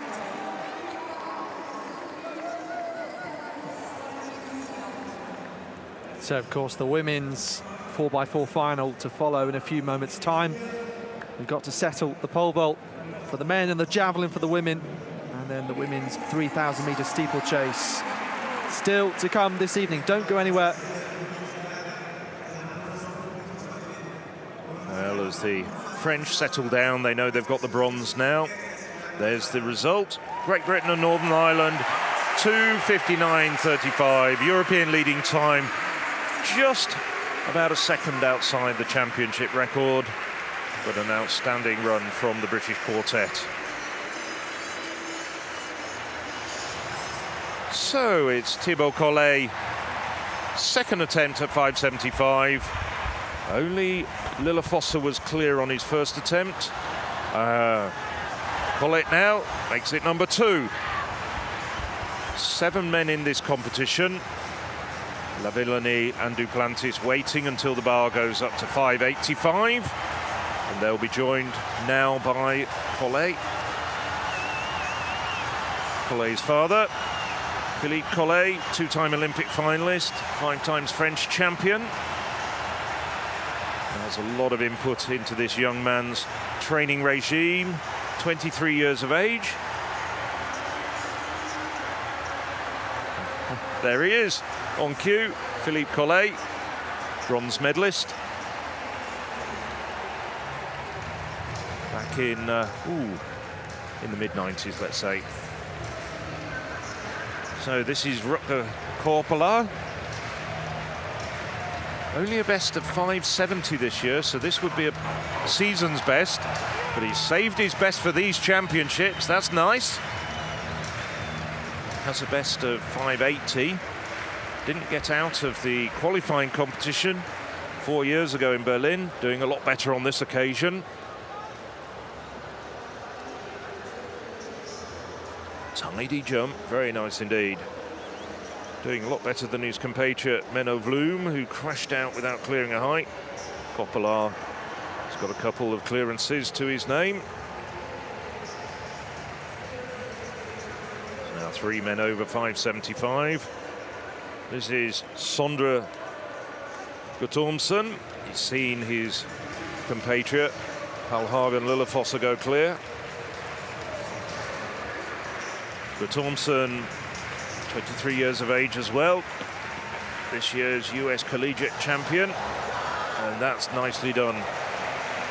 So this is starting to get to be a really interesting competition. We've lost a few vaulters, but now this is really the sharp end of proceedings. That's a good vault as well for Guttormsen. You were talking, Phil, about grip in wet weather. I think that's Simon Guttormsen, his younger brother, punching the air. He got his own footage on his smartphone. But the chalk that some athletes prefer is just not going to work on a day like today. That's going to turn to clay almost in the hands. We can see almost every one of these men, Lita Bajada, being the exception to the rule. Looks like he is using chalk, but there's a kind of tacky black tar that might hold up better in these wet conditions. Yeah, so it's Lita Bayre, 5.75, and he's over. He adds his name to the collection of vaulters who've gone clear. Needed 2 attempts to get over 5.65, 2 attempts over 5.75, but he's the last remaining home medal hope in the competition. So the bar will now go up to 5.85. All 7 men who cleared 5.65 are still in the competition. And we do expect to see Mondo Duplantis and Renaud Lavillenie back in action very shortly. So, Lita Bayre happy with that.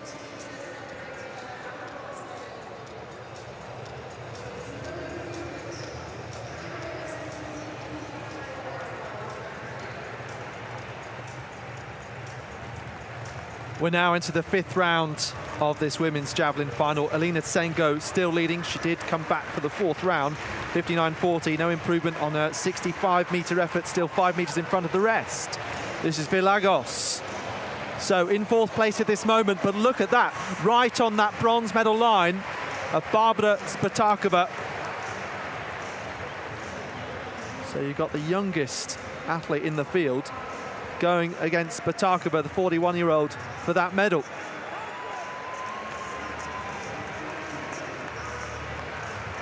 So Vilagos improving with her first 3 throws, then 56.03. And this is over 60 metres, 60.32. And look at that, 1 centimetre in front of Barbara Spatakova, the world record holder.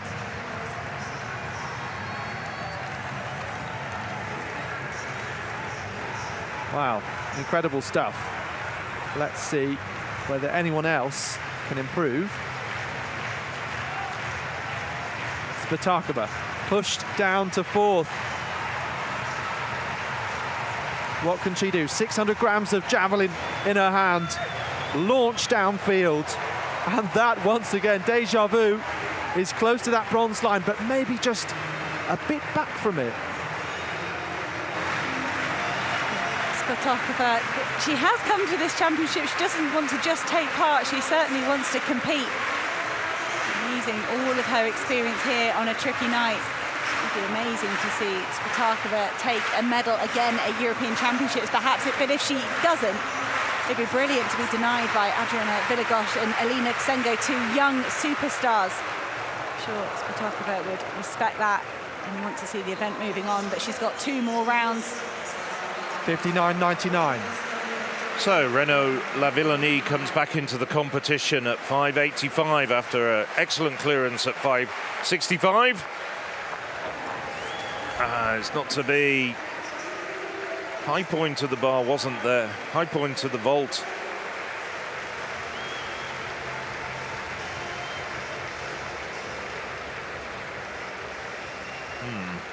Probably wondering whether he should have been spending his time concentrating on the vault rather than playing with electronic toys in the steeplechase pit.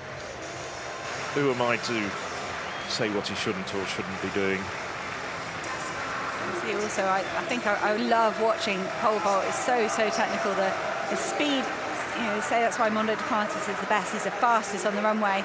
But you've got to be technical off the end of it as well. And Villenie, just right at the end of his pole, couldn't quite get the ultimate height to pop off the top and get over the bar. So we see a lovely slow motion replay at the end of the men's 4x400. It was a gold medal for Great Britain and Northern Ireland. Their men's 4x4 squad have been heavily criticised over the years. They have had funding, but that was cut this year. And what a way to respond. And the likes of Matthew Hudson-Smith, Alex Haydock-Wilson leading the way with their individual medals and now helping their teammates to a gold medal. Alex Haydock-Wilson, when he's not running superb relay legs or one lap of the track, you know, he's actually studying for a doctorate and using solar panels as his thesis. Conserved all of his energy for that last leg, though. I knew you were going to come in with something like that. Yeah, I think we did make a rule in these championships, only allowed puns in the mornings, but so I'll have to pay a fine, presumably. Absolutely. Elina Tsengo of Greece still leading this javelin competition. A foul in the 5th round. So we lost Palameka Hudson-Fuchs of Germany and Ogrodnikova, the silver medalist from Berlin 4 years ago. At the halfway stage of this competition. Tabachkova. 57.93 so far in round 3. She needs 58.11 to go up 1 place. 60.32 for a medal. So here comes the Czech athlete, building up speed, pushing all the way through the points. Bit of a resigned look. She turned away almost slightly in disgust. No improvement then.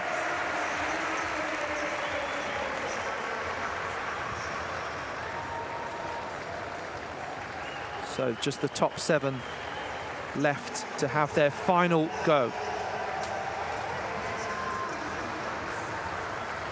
You can see there a lot of tape on her shoulder and elbow. The javelin, of course, so explosive, more parts of the body than you'd think. Particularly strenuous. You've seen so many great throws over the years. Happened to have surgery on their shoulders. Musa, very close to the line there. And around 55 meters. But she knows that she hasn't bettered that 7th place. So the Latvians and Lithuanians neighbouring each other on the map, and Just United of Lithuania 1 place above.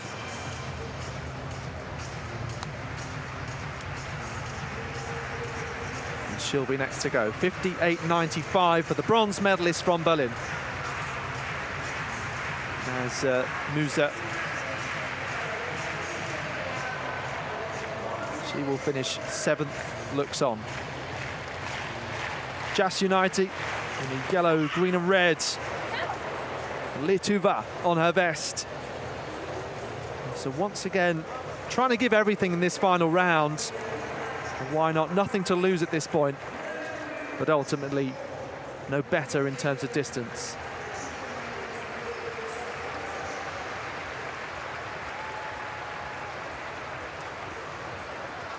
Well, you never know when it's going to be someone's last major final and how long some of our experienced javelin throwers will continue at the top level as they've done for so long. But Martina Rataj has an opportunity to get herself a medal. 4th, 6th, 6th and 7th of the last 4 editions of these championships. How badly will she want to get on this podium? Her 7th European Athletics Championships. Already her furthest throw of the year, 59.36. Just under a metre worth of improvement needed for a medal. But she can't do it on this occasion. Still hugely respectable 5th place finish.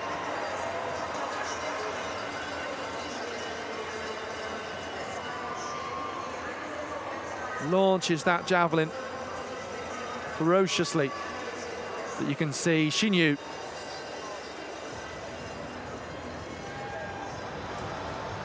Short there of 55 meters with 53.79. Okay, so Barbara Spatakova, the world record holder now. One last go. This would emulate Jan Zelezny's 2006 bronze medal at the age of 40. That was his last international medal. Savor the sight of Barbara Spatakova. 3-time world champion, of course. 10 times medalist across the Worlds, Europeans and the Olympics.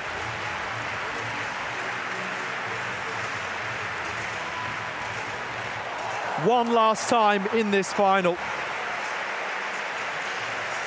Spatakova for the Czech Republic with Zelezny watching on.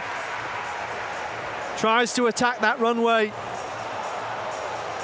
And just on that 60-meter line, this could do it.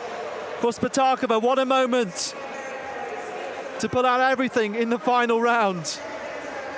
Waiting now anxiously. So 60.32, she only needed 1 centimeter better. 60.68. She goes up into 2nd place. Vilagos, now the 18-year-old, will have to try and respond. And then Szilagyi too. But Spatakova, she knows it's not over as well. And what a moment for her teammates to watch on and be inspired by that. Javelin is one of those events where it's brilliant to watch just in isolation. Vilagos, the young Serbian, whatever happens, she's had an incredible performance. I don't believe it. She's just pushed down Spatakova. Wow. What courage shown by the teenager. 62 meters and 1 centimeter. And she now improves on her position and leaves Szilagyi of Hungary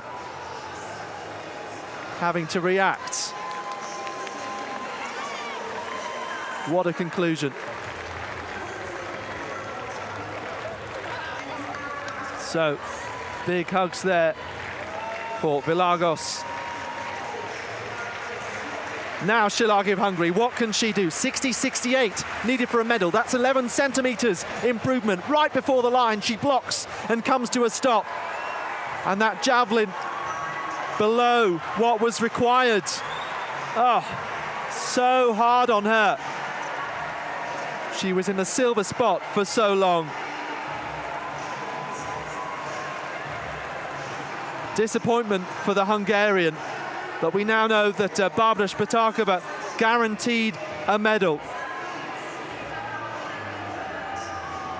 So the world record holder at the age of 41 will stand on the podium.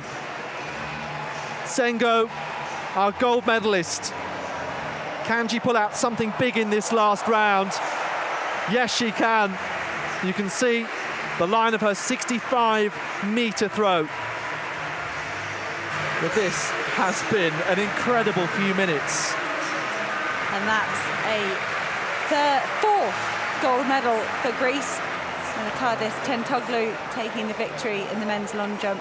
And Antigone and Tristan Piotti getting a pair of race walking gold medals, doing her double this morning. But Sengo of Greece, that's a brilliant effort from the youngster. She was under pressure here. She took the pressure off herself with a great first round effort exceeding 60 metres, and then built on that with a personal best in the second round, 65 metres 81. And asked questions of the rest of the athletes. You can see she's just getting in Anna Kielbashinska's way there. The female 4x4 athletes are down there quite rightly trying to set up their blocks, trying to do their strides. And Alina Sengo wanting a moment with her support team with her Greece flag wrapped around her shoulders.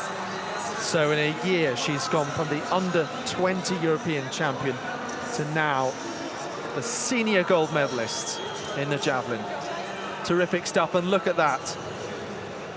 Alina Sengo and Barbara Spatakova on a podium together. And here we are, the full confirmed results. As Hannah was saying, another gold medal for Greece. 65.81, the best throw, and a good distance back of more than 3 meters. But I think there needs to be a word about Adriana Vilagos. I mean, just the way that she reacted, and at 18 years of age becomes the youngest ever medalist in a throwing event of either male or female gender. As we're looking now at another really very prodigious person. He was 18 when he took European gold in Berlin, and he's just gone flying over 5.85. That's Mondo Duplantis. I think they've been printing those off. So Mondo Duplantis, no problems at all at 5.85.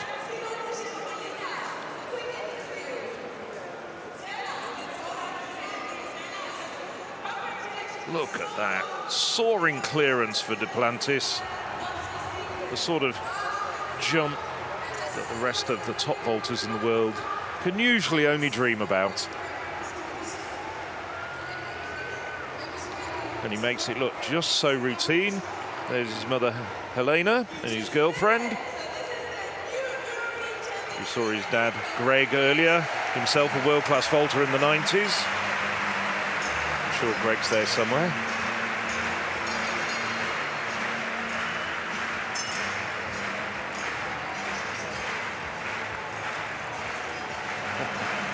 Spatakova donating her back number there to another enthusiastic fan. I think it's so lovely when people can take these numbers, maybe get them signed, put them on their wall at home. There's some lovely music going on behind for Alina Sengo of Greece. The crowd been invited to celebrate the Greek gold medal and clap along to some lovely music. Wonderful symmetry, by the way. A Greek woman won the javelin title here in 1982 and 2002, so seem to be winning it in 20-year gaps. Over to the women's 4x400 meter relay final. Thrilling finish to the men's. Great Britain, Northern Ireland, Belgium and France. Good battling. Ultimately, the former held on. So there we can see the British team. Jodie Williams has been brought in. Looks like Karolina Klavsik there, who was really upset in tears after missing out on a medal in the 400 hurdles final. Here is the German team, Thiel, Meyer, Schmidt. He has millions of followers on Instagram and TikTok, and Klavsik there, who'll bring them home.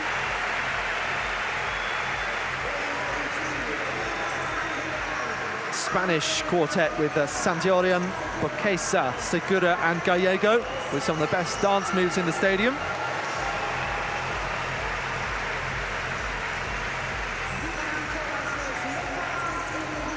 So Great Britain, who have brought in Jodie Williams and Victoria Ahurdugu, finished first at the Commonwealth Games, the English team, and were then disqualified. So there's some amends to be made there from that point of view. Belgium already with a silver medal on the men's side. Can the women match that? Berlingo, Kleis, Bonnet and Camilla Laus bring them home once again. The Irish team, well, Rashida Alaleke, a sub-50 split in qualification, and they've stayed with this settled team of Sophie Becker, Phil Healy, then Alaleke, and on to Charlene Maudsley to bring them home. Second in their heat. Now, the Netherlands, Femke Bol and Lieke Klaver, who've raced so much at these championships. I make this, Bol's 5th race of the champs. Happy birthday, Lieke Klaver, as well, who was in the 200. But here are the defending champions. They brought in Anna Kiel-Bashinska and also Ida Baumgart-Witten. I think that's the right decision. And Kazmarek, who broke the national record, first Polish woman to run sub-50 seconds to bring them home. So always a fast finisher. That'd be really interesting to watch on that last leg. Fairly young Swiss team with the 22-year-old Silke Lemmens starting them off. Well, fascinatingly, 6 different nations have won at the last 6 editions of these championships. Poland, Kiel-Bashinska to lead them off. Now the Netherlands, it will be interesting. No disrespect to the other 2 runners in their team, but Femke Bol and Lieke Klaver just a level up. So that will be interesting to see as well. So Germany, Spain, Britain, Belgium, Ireland, Poland and Switzerland. You feel as though it's between Poland, the Netherlands and Great Britain. Ireland will have a great opportunity for a medal. Rashida Alaleke, another who's had so many races, not just at these championships, but across this year, a national record individually. She finished 5th in the 400 metres. So, real tension and excitement ahead of this final. The last team to defend the women's 4x4 crown was Germany in 2002 in this very stadium in Munich.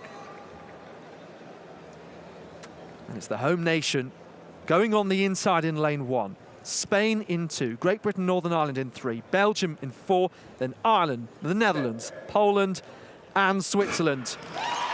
Well, the Polish quartet have been billed as the Golden Girls, with advertisements for championship courage featuring them stepping out of glossy cars, wearing sunglasses.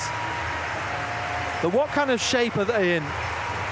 Disappointed a little at the World Championships, but they are the Olympic silver medalists, and they have strengthened their team come this final, with Kiel-Bashinska on this opening leg as we wait for the stagger to unwind on that second leg. Berlingo there for Belgium, and Ahurdugu of Great Britain, emulating her sister, the British national record holder, and improving significantly this year. Wouldn't have expected her be in this kind of form a couple of years ago, but a late bloomer. So Baumgart-Witten now has the baton for Poland, but Belgium going really well on this second leg, and the Netherlands a little way back, but Lieke Klaver with a chance to push them up. Phil Healy of Ireland in 5th place, so important from their point of view that Alaleke has a good sight in front of her. No doubt that she'll try and make up some ground. So Britain from Belgium, Poland and the Netherlands, the top 4 who've broken away here. Lieke Klaver, who says she enjoys running the 200, but of course helping the Netherlands win the 4x4 European indoor title in Torun last year. On to De Witt, as we see Germany and Switzerland battling some way behind.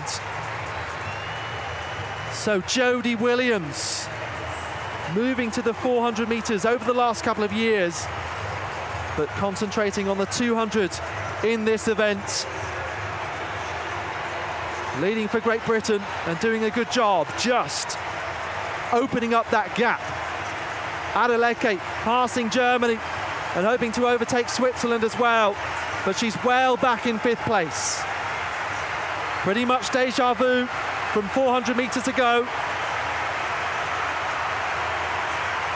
Adeleke doing a solid job, but still it's going to be Britain and Belgium who battled, of course, in the men's race, but the Belgians just going in front. So it's Camilla Laus against Nicole Jürgen and Femke Bol. The Netherlands are right where they'd want to be at this point. And then Kazmarek of Poland, the incredible finisher. Well, Natalia Kazmarek, 49.86, the Polish record holder at home in Silesia in the Diamond League recently. Bol, who already has 2 gold medals at these championships. Jürgen tries to use her shoulders to go around the outside, but is out-muscled by Femke Bol, who's on her way to win her 3rd gold of these championships, with Kazmarek coming through for silver. What an incredible championships from Femke Bol. Yet more Dutch delight. 3:20.87. Well, we wondered whether the Dutch had the full strength in depth to do what they did at the European indoors. But oh yes, they did. They've beaten the Golden Girls of Poland and the Brits. It was a really close race down to the wire. With 200 metres to go, you needed some 800-metre tactics in there, positioning around that final bend. But the Netherlands coming out strongly in the end. Femke Bol, it almost looked like she was biding her time on the back straight, just waiting, not wanting to kick too early, not wanting to be vulnerable in the last 100 metres, and tears all around from the Netherlands team. But Lieke Klaver ran a really brilliantly strong second leg as well, powered her team right up to the 4. They then got caught up. It was a very messy handover between some of the latter legs, but I do think the team from the Netherlands doing really well to manage to come home for the gold medal, and a lot of that credit certainly has to be given to Femke Bol. She's inviting the other athletes that ran in the heats to come in the lap of honour. I think they're going to lead them to it, but that's a lovely touch from Femke Bol. But the athletes who ran in the heats will also get medals, and they are also allowed to stand on the podium. There's Friday getting in the action, the irrepressible European Championships mascot. So it's a goal for the birthday girl, Lieke Klaver. And so wonderful to see the team celebrations, the whole squad part of this and training together. Think about those that don't get to run as well. They're part of the drills. They watch on nervously to see what will happen. So we have a look at some of the highlights of this race. In the press conference, Femke Bol was asked, what is going on in Holland? Why are you guys so good? She credited their training base and their team atmosphere. She said, we're all having fun, we're all working together, our coaches communicate well. And when you have a lovely, nurturing, but high-performance environment like that, that's when you see these fantastic performances coming out time and time again. Femke Bol, of course, one of the best athletes in this squad from the Netherlands, but they're all doing really, really well. They're all running lifetime bests. They're out here pushing each other to be the very best versions of themselves that they can. Natalia Kazmarek of Poland was trying to track Femke Bol. Femke Bol made a move with around about 100 metres to go that the pole couldn't quite cover, but she measured her effort really well to pick up a silver medal for Poland. Not quite enough to defend their title, but a really good showing from the Polish 4x4. They were out of sorts at the World Championships, and they've come back here a lot stronger at the European Championships. What I'd like to know is how Femke Bol is now going to celebrate. You'd expect a glass of champagne, but I suspect she's also so tired. All she wants to do is go to bed now and just get herself ready for the international circuit over the next 3 weeks, which will conclude the season with Diamond League stops in Lausanne, Belgium and Zurich. But all credit, she's without doubt, and I don't think anyone would begrudge me saying this, the female star of these championships. Absolutely cannot beat 3 golds. Femke Bol It's good that she was excused from the heats in this. We saw her at the Olympics do so many of the rounds, but she could conserve a bit of energy for her individual exploits. A good bronze medal for Great Britain and Northern Ireland. And, a lot of good tactical positioning going on towards the end of their leg as well. And that's great to see both 4x4 squads pick up medals on the British side. Confirmed result for the women's 4x4 relay. Netherlands, European lead and the win 3:20. Poland just a second or so behind. Great Britain and Northern Ireland in third. So Lita Bayre, after scraping over 5.75, is the last German in this competition. Second attempt at 5.85, and he keeps his interest. And the crowd are absolutely delighted. He's delighted. There's a huge contingent of German pole vault fans on the far side of the stadium. They know it's going to be tough to beat Mondo Duplantis, but Lookinda Lita Bayre, well, he's got every chance of taking a medal here. And a terrific vault as well. He's had a good 2022. He was 7th in the World Championships, 5th going back to 2019, but nevertheless, useful performance in Eugene.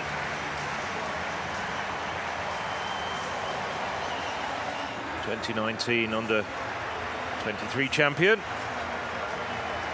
So now it's the turn of Palhagen Lillefosse. Third and final attempt. He looked so good at the earlier heights. Can he? No. Oh dear. Never got to the heights and then spread eagled around the bar. But at the moment, as things stand, he's still in a medal position with that clean sweep up to 5.75.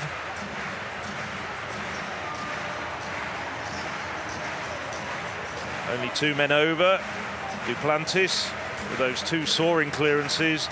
Lookinda Lita Bayre.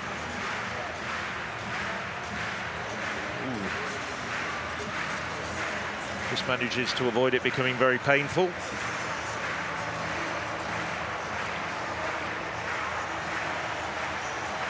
There's scissors action there. The result's the same. The bar comes down. He gets a cross and a red flag and a red light. So Renaud Lamine gambled with missing 5.75. He's had 2 failures. Oh, he was close, but the 3-time European champion ends up out of the medals on this occasion.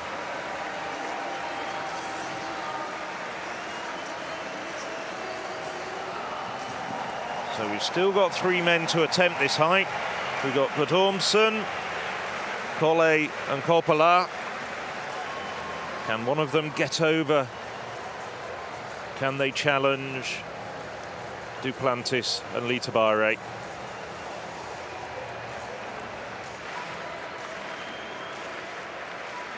No, it's Thibaut Collet. Needed 2 attempts to get over 5.65 and 5.75. Duplantis urging him on. Quick on the run up, looking determined. Takes it off going up, brings it down with his feet. And Collet leaves this competition.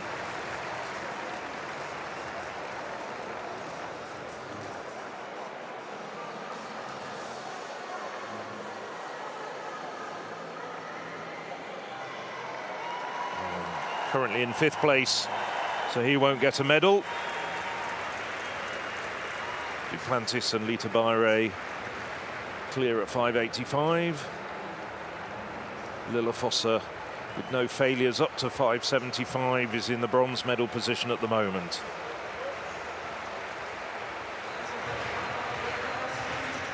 Now Coppola jumped to season's best of 5.75. This would be a personal best for the Dutchman, as a personal best at 5.80. Oh no, just wasn't there, just didn't have the commitment. Nevertheless, a good performance from the Dutchman and a nice little acrobatic finale for the fans. Nevertheless, I'm sure he's very happy at what he just saw with his compatriots, the women's 4x400 meter team taking gold. And he's got a few reasons to celebrate himself. That was a good performance, all things considered, from Goppala, and he'll finish 4th. One man to vault, Guttormsen. Well, if he clears this, he gets a medal, and he pushes his compatriot Lillefosser out, and if he doesn't, he finishes down in 6th, and it is the latter. Guttormsen down in 6th place. And Lillefosser, well, former European under-18 and under-20 champion, he's now going to be on the podium very shortly in these senior European Athletics Championships. He knows he's got a medal. It'll be the bronze. And the bar will go up to 590. Just 2 men left in after this failure. Bokander Litabayre of Germany. Germany's first gold medal of the night. First medal, I should say. Certainly not a gold guaranteed. Up against the rather overwhelming favourite. Perhaps, if anybody, even Femke Bol, the most prohibitive favourite of these championships. Here's his girlfriend.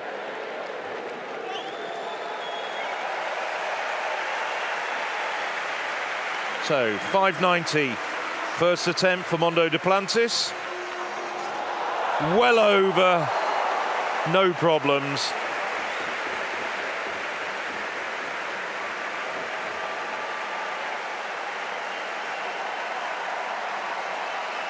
Looking impassive.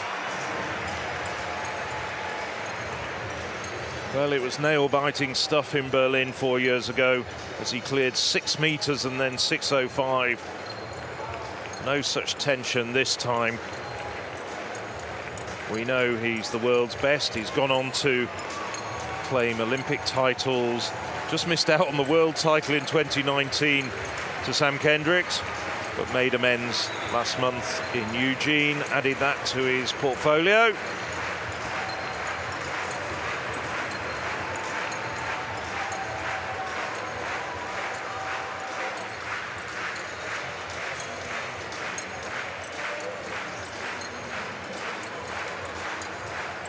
Good selection of poles there, probably about 4 or 5 poles.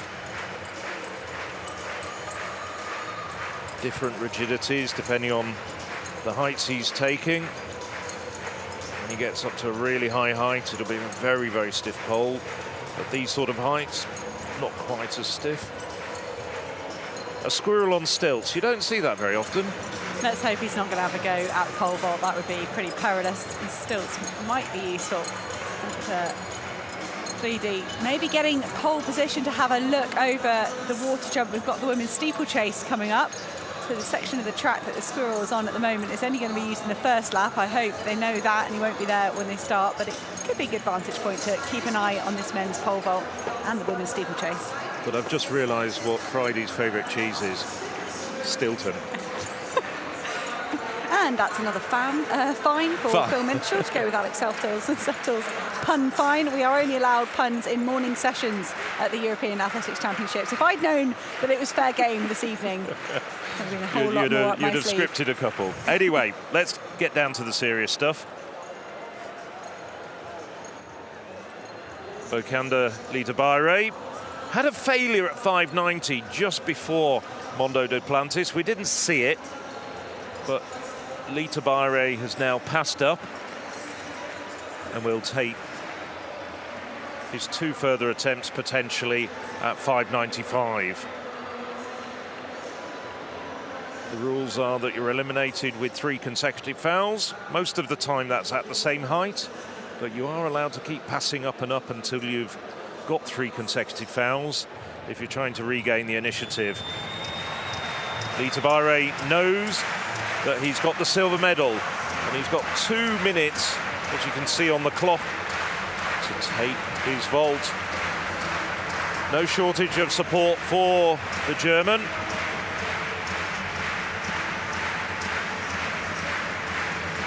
getting prepared. Lita Bayre, solid in the silver. No, didn't quite make it. This would be a personal best for Lita Bayre. Cleared 590 earlier in the season. 2019 European Under-23 champion. Very, very solid performer on the international circuit over the course of the last couple of years. Just wondering whether mentally the emotions just ebbed away. He knows he's got the silver. He knows he's up against Duplantis.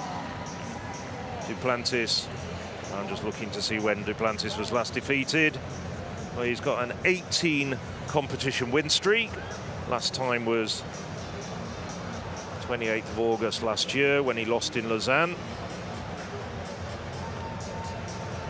So it's pretty tall order on any day of the week to beat Duplantis at the moment. What has been impressive is quite how much Mondo Duplantis is clearing these heights by. We love it when he jumps over 6 meters. He loves to bring the occasion to the fans and make the most of everything. But with conditions as they were throughout the day, I thought, are we really going to see another over 6 meter performance for Mondo Duplantis? The bar at 595 at the moment. You've got to think his own championship record of 605 could be threatened with the margin at which he's better in these heights. And it's interesting to see him take this vault at 595. No problems once again. Just makes it look so easy, as we all say so often. There he goes. Little salute to the crowd. Takes a bow. I think the conditions are not conducive to the very highest heights, and that's why he took 595 rather than passing up to 6 meters. And he's using a slightly softer pole than we saw him use at the World Championships when he was going for those heights at 6 meters and above. Yeah, I wrote down yellow pole, 5 meters and 90, because I love the complicated technical elements here. I wonder if we're going to see a different pole. I saw him put it away and I thought maybe he's going to pull out a different one, but again, you know, I questioned why would he not just start on the stiffest pole and get totally acquainted with that. But it's a higher risk, and you need to make sure you stay in the competition and you keep that clean scorecard. So the athletes will carry around a number of poles throughout the championships, and there's his mum and dad. They're going to be analysing every angle, every foot strike. Having said that, they look very relaxed. I mean, I think they're fairly confident that a gold medal is going back to Sweden. Here we see a replay. Soaring clearance once again. His high point's probably at around 610.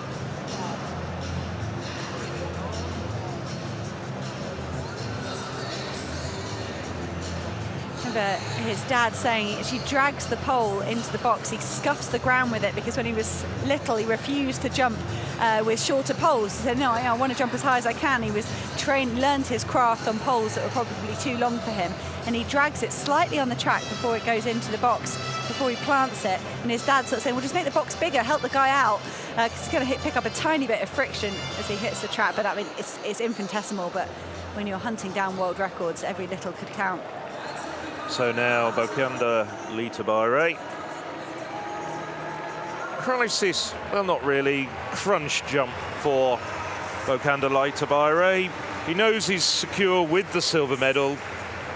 If he clears, he carries on in this competition. If he fails, he's out, and it becomes a demonstration for Mondo Duplantis. This would be a personal best for Lita Bayre.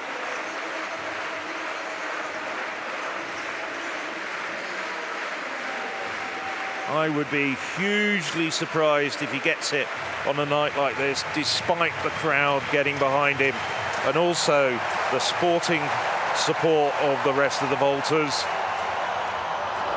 Well, it was a much better vault than his previous two, but he still brings the bar down. And gold goes to Mondo Duplantis, silver to Bokanda Lita Bayre, and bronze to Paul Hauger. Lilla Fossa. Now it's just a question of how high does the bar go for Mondo Duplantis. They're asking him what he wants. Well, there's no real value in him attempting 6 meters. I think he'll probably put it up to 6:06, which would be a championship best. I'm not too sure he'd go up to World Championship heroics. 6:06 for a championship best would be my guess. And congratulations, firstly from his fellow German teammates and then everybody else. Dominic Alberto, who crashed out without clearing a height there in the Swiss tracksuit top. Lilla Fossa has got himself a Norwegian flag. He'll be taking a lap of honour with Lita Bayre and Duplantis a little bit later. And there begin the discussions between Mondo Duplantis and his father, Greg. Just sat down there on the step, kind of going, what do you feel? What are you going to attempt?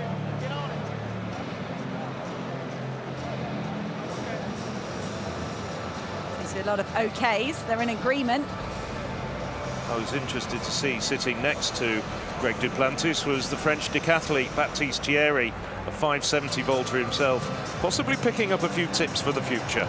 Got his notebook and his camera to try and take note. We have one track race left this evening. It's the women's 3,000-meter steeplechase final. And Luisa Geiger of Albania, until probably a few days ago, would have thought she was a shoo-in for this gold medal until Lizzie Bird went really fast in Monaco.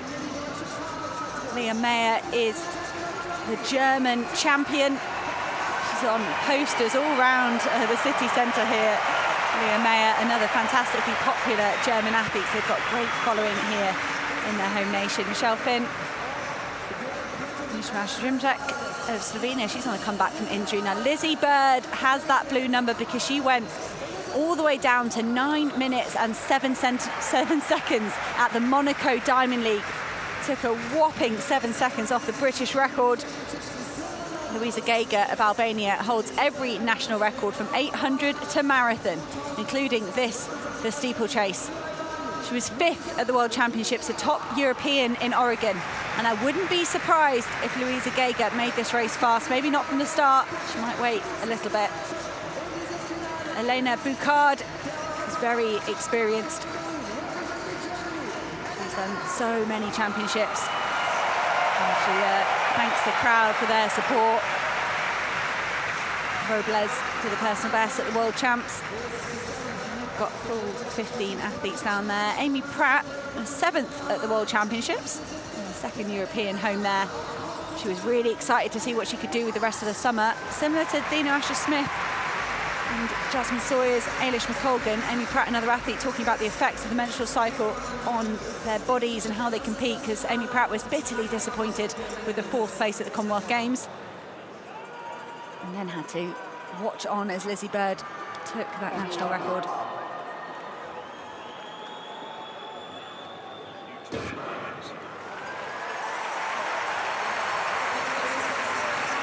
Just over 7.5 laps of the track. Mondo Duplantis, the only other competitor still out there active. And these 15 women hauling themselves round the outside of the track, over 35 barriers. And Luisa Geiger of Albania to the fore straight away. She's super quick over a range of distances. It's at least 4:03 or so, her Albanian record on 1,500 metre speed. But she's carving out a brilliant career over steeplechase.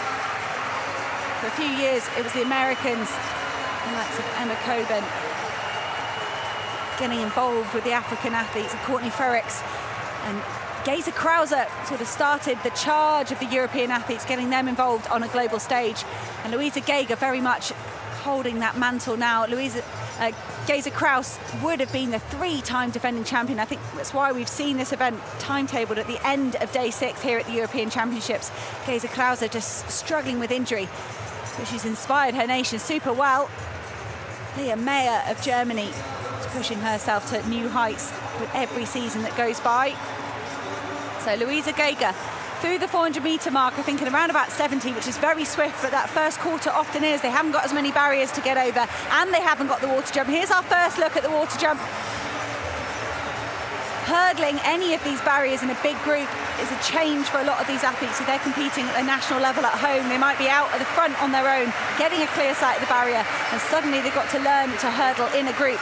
Geza Krause was supreme at that, and she's dominated this event for the last few years, but Luisa Geiger out the front at the moment. Swiss athlete Chiara Scherder is the new national record holder for Switzerland. She bettered the mark of Fabienne Schlumpf at the Paris Diamond League. Lizzie Bird ran a small national record at the Paris Diamond League as well. Our Europeans have had a really good time, particularly Stockholm and Paris. Alice Finot of France, another athlete that has catapulted up the European rankings this season, unfortunately injuring herself at the World Championships. She's not able to be here. Luisa Geiger, Lizzie Bird, the fastest on paper. The likes of Shura, Meyer, Amy Pratt certainly got a claim at a medal. Well, as you say, Hannah, it's a slightly different complexion to, let's say, some of the Diamond League circuit and World Finals. Not many of these women have the experience of being part of this competition. We've been waiting all night for this final. I've been waiting all summer for it, just to see what it'd be like. No Geza Felicitas Krause, but Luisa Geiger is the one with the experience, and she's taken out this final nicely. Right, it is indeed a championship record bar of 6:06. Mondo's going to try and get it in while the women's 3,000 metre steeplechase is going on. This is Mondo Duplantis' first attempt to add a centimetre to his own championship record. Duplantis plants, Duplantis flies, and he's over! 6 metres and 6 centimetres for Mondo Duplantis. Well, on a chilly evening like this, and a damp evening when it's difficult to go at full speed down the run-up, that is an absolutely huge performance. He's gone over 6 metres in the past on several occasions in rainy and damp conditions, but that was an absolutely marvellous vault. What's he going to do now? Is he going to put it up to 4? How much further can he put it up? Maybe 6 metres 22. He's got nothing to lose. What a stunning vault. That, for my money, could have been a world record vault if the bar had been up at 6:22. Huge clearance. His high point was probably at around 6:25. Yes, his chest was close to the bar, and he still hasn't had a failure in this competition. The rest of the world just has to watch, and just there, watch in awe. And his mum and dad, Greg and Helena, looking rather impassive. They think it's just another day in the office, it seems. But no, that is absolutely stunning vaulting from Mondo Duplantis.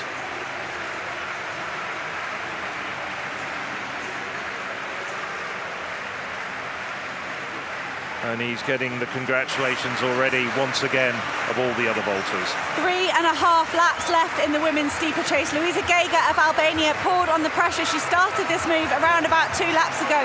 I thought Lizzie Bird of Great Britain and Northern Ireland might have missed the move, but she's managed to get herself up into second place. Amy Pratt, Leah Meyer, Schura of Switzerland working hard for that bronze medal position. Luisa Geiger did a 3-minute first kilometre. We've just seen a championship record for Mondo Duplantis. Championship record in this event stands at 9 minutes and 17.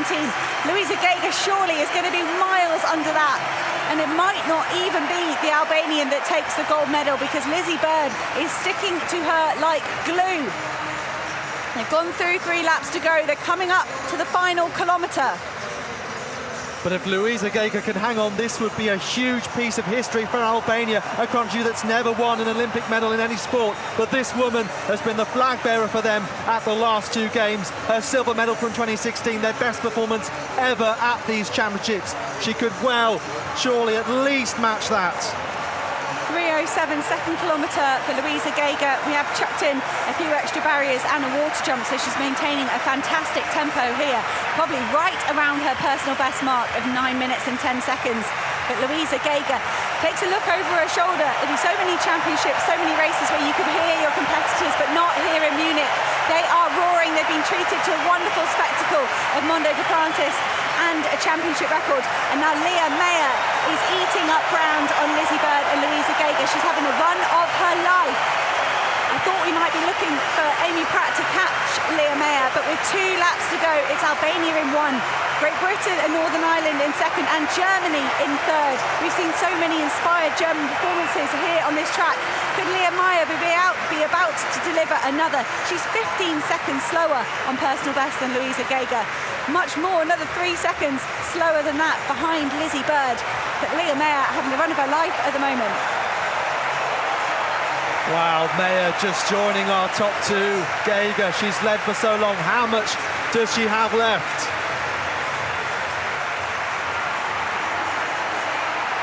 Luisa Geiger, for the first time, opens up daylight between her and Lizzie Bird.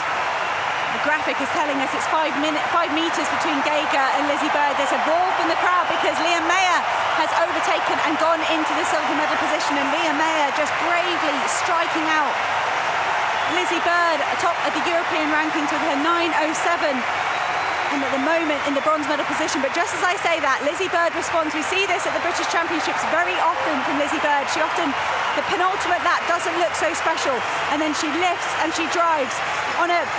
In many steeplechase fields, Lizzie Bird would have one of the fastest personal bests at around about 4:12, but Luisa Geiger is on another planet in terms of 1500-meter running, and at the moment is just stretching away from Lizzie Bird and Leah Meyer. Luisa Geiger hits the top of the back straight.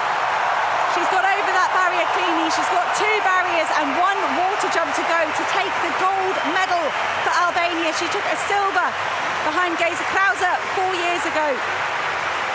Silver in Amsterdam in 2016. Apologies, a while ago, and then Geiger came and did 1500 meters for a while, experimented with the half marathon, with the marathon. But Luisa Geiger of Albania back in the steeplechase, surely her best event.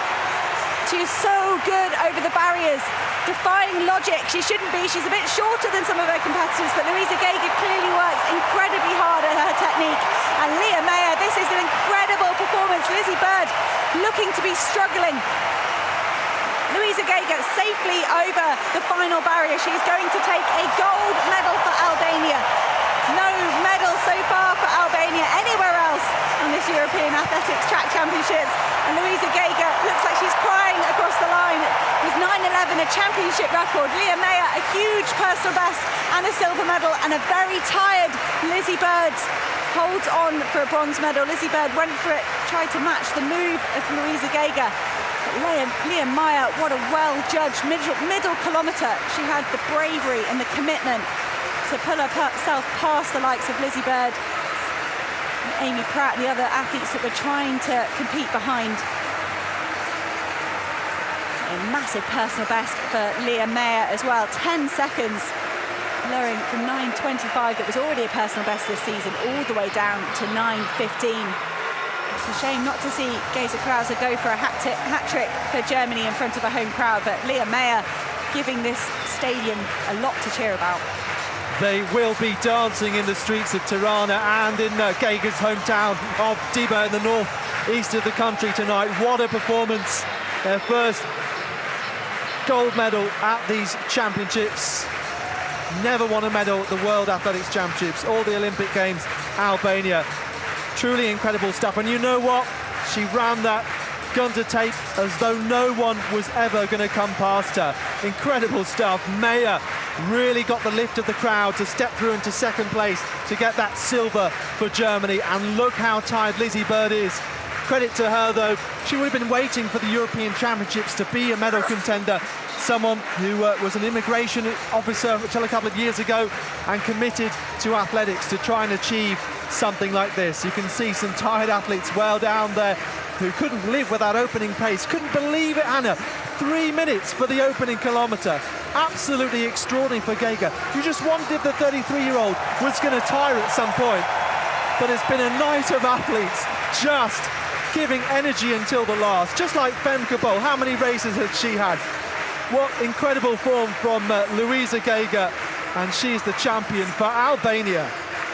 Louisa Geiger coming off that brilliant 5th place at the World Championships. That was a quick race. There was other athletes that made that running, and I did think if Louisa Geiger realised, that was brought out her very best performance, a 5th place at the World Championships. And to do that when you're following other athletes, whether that's at a Diamond League or at a World Championships, is one thing. But Louisa Geiger showing so much poise and experience to lead this final gun to tape. So 3 minutes, a 3:07, and then a 3:04 last kilometre, mainly on her own. And she's so good at hurdling. There is an advantage of leading in steeplechase as well. You get a clear sight at the barrier. You've not got to worry about everyone else behind you slowing down, speeding up, swinging wide. Louisa Geiger could just run the rail the whole way through, and she got almost a lap of honour on her own in the race. She pulled away from everybody else. Look at her sighting that barrier, gets over it, and then checks the big screen. Such is the experience of the Albanian athlete. And it was at this point, around about 350 metres to go, and Leah Meyer overtook an athlete that has just run 18 seconds faster than she ever has. Little did we know Leah Meyer was on for a 10-second personal best in front of the home crowd. Inspired and brave, much like Constanza Klosterhalfen, Richard Ringer, gold medalist in the endurance events. Leah Meyer bringing her very, very, very best at home championships. Berlin was special 4 years ago. Munich has been very kind to its local athletes. But Louisa Geiger, immediate outpouring of emotion. I think we all have to fight off the tears after watching Louisa Geiger win there. Look at that, Meyer, what it means to her. Lizzie Bird, well, tough to take. She looked exhausted over the last couple of laps, but she did still intelligently try to save something for the final 400. So tactically, pretty good as well. Athletes dropping well back behind. Amy Pratt was in 4th at one point, but dropped to 7th over the last couple of laps. So just tells you how much was taken out of some of these athletes in this field. That might be Albania's best ever performance in any sport. I'll have to have a think. I know they've qualified for some European championships in football, which might get some fans excited, but individually, this is beyond heroic.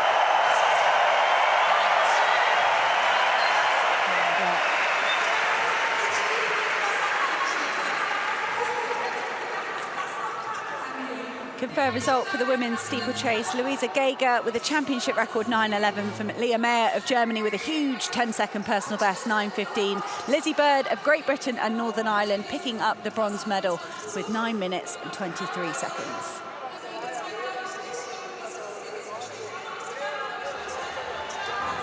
Well, Mondo Duplantis, after that clearance and a championship record height of 6 metres and 6 centimetres, has decided to retire from the competition.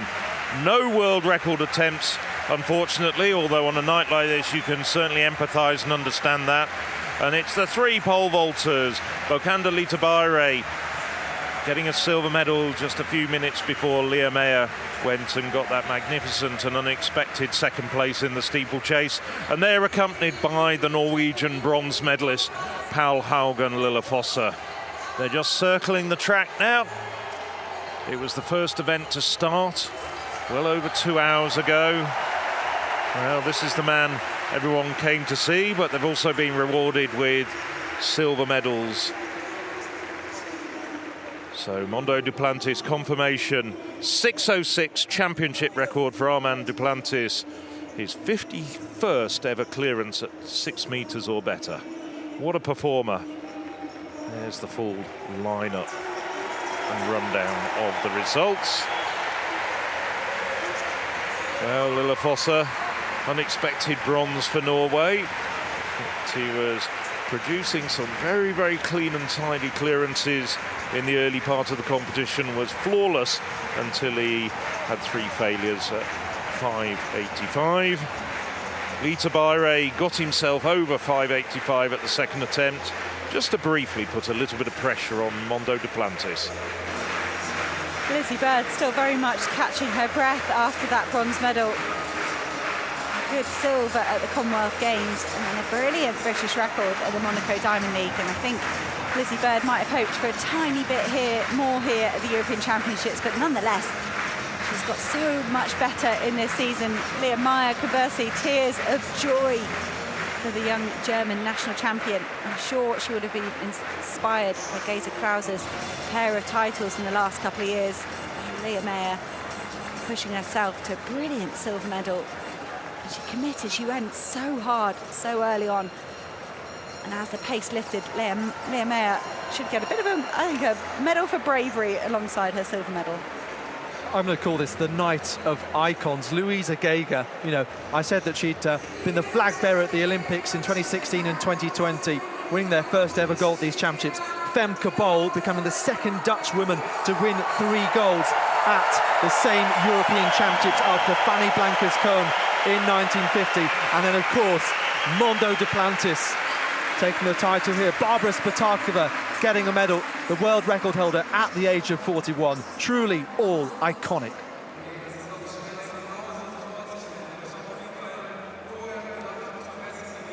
Tears of delight as she crosses the line for Luisa Geiger. I think she has some sense of what she means to Albanian sporting history. Many, many times the Albanian Sports Woman of the Year.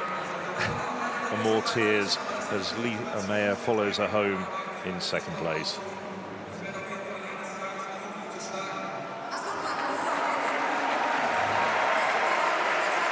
An image similar to Laura Muir and Ciara Mageean after that women's 1500-metre final, isn't it?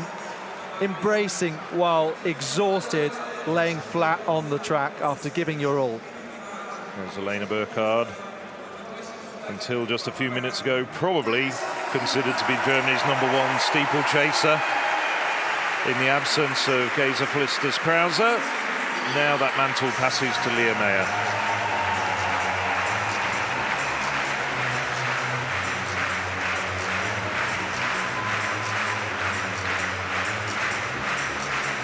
Luisa Geiger giving herself a moment to appreciate quite what she's done, and she was straight over to give everybody else a hug. She's a very popular woman on the circuit, very friendly, and like I say, she's done every distance.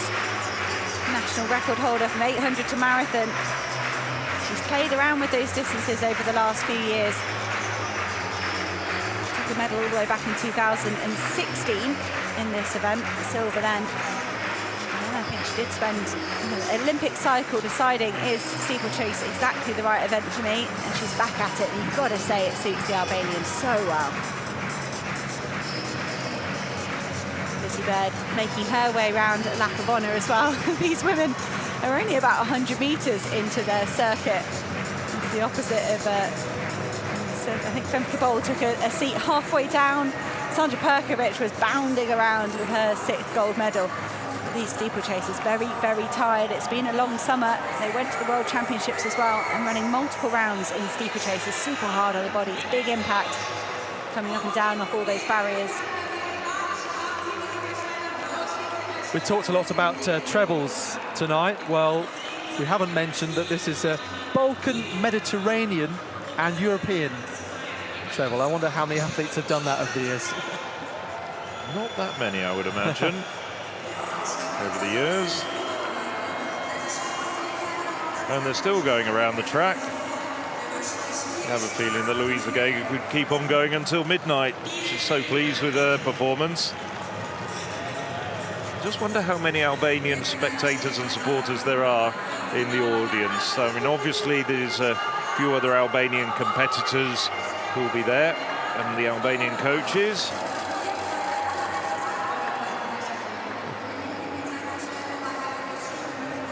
You're right, chatting away there, swapping anecdotes and stories.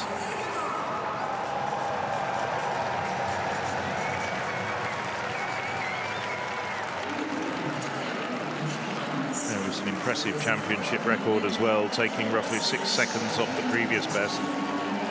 This is a year, though, as you rightly were saying, been dominated by the Africans, the Americans, with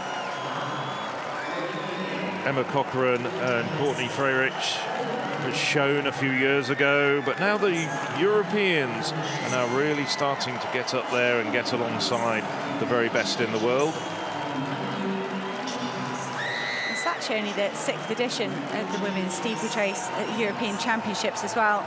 This didn't come into the main athletics programme for quite a while. and it created a real opportunity for a lot of our athletes that were perhaps good 3,000-metre flat runners, but that's only an event indoors. See, Lizzie Bird is taking a moment. She looks pretty dizzy. She was exhausted over the line, and you think someone should be kind of red in the face when they've been doing a lot of exercise. Lizzie Bird looked very pale. I think she absolutely emptied the tank. But Germany have picked up loads of medals over these 6 editions of the European Championships.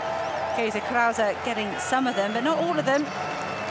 And Leah Meyer can add her name to German European female steeplechase medalists.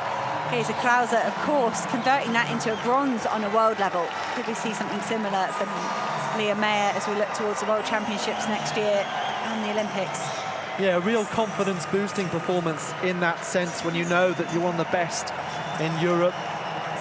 It also helps you get invites, I'm sure, onto the Diamond League circuit and to be at some of the best one-day meetings to try and compete against the Africans and the Americans. The only time Germany haven't been on the podium was the first time the steeplechase was held at these championships back in 2006.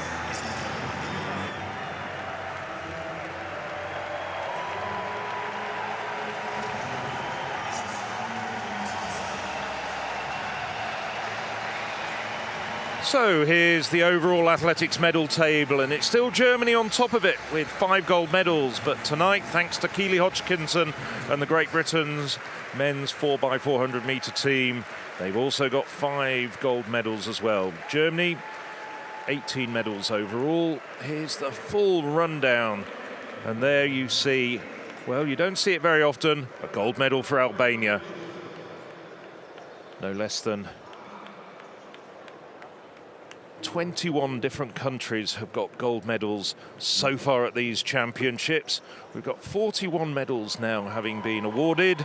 We've got another 7 tomorrow night.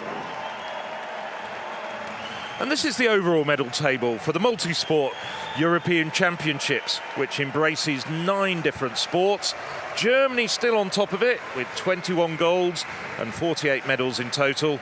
Great Britain creeping up on them, 19 golds and just 1 short on the overall medals.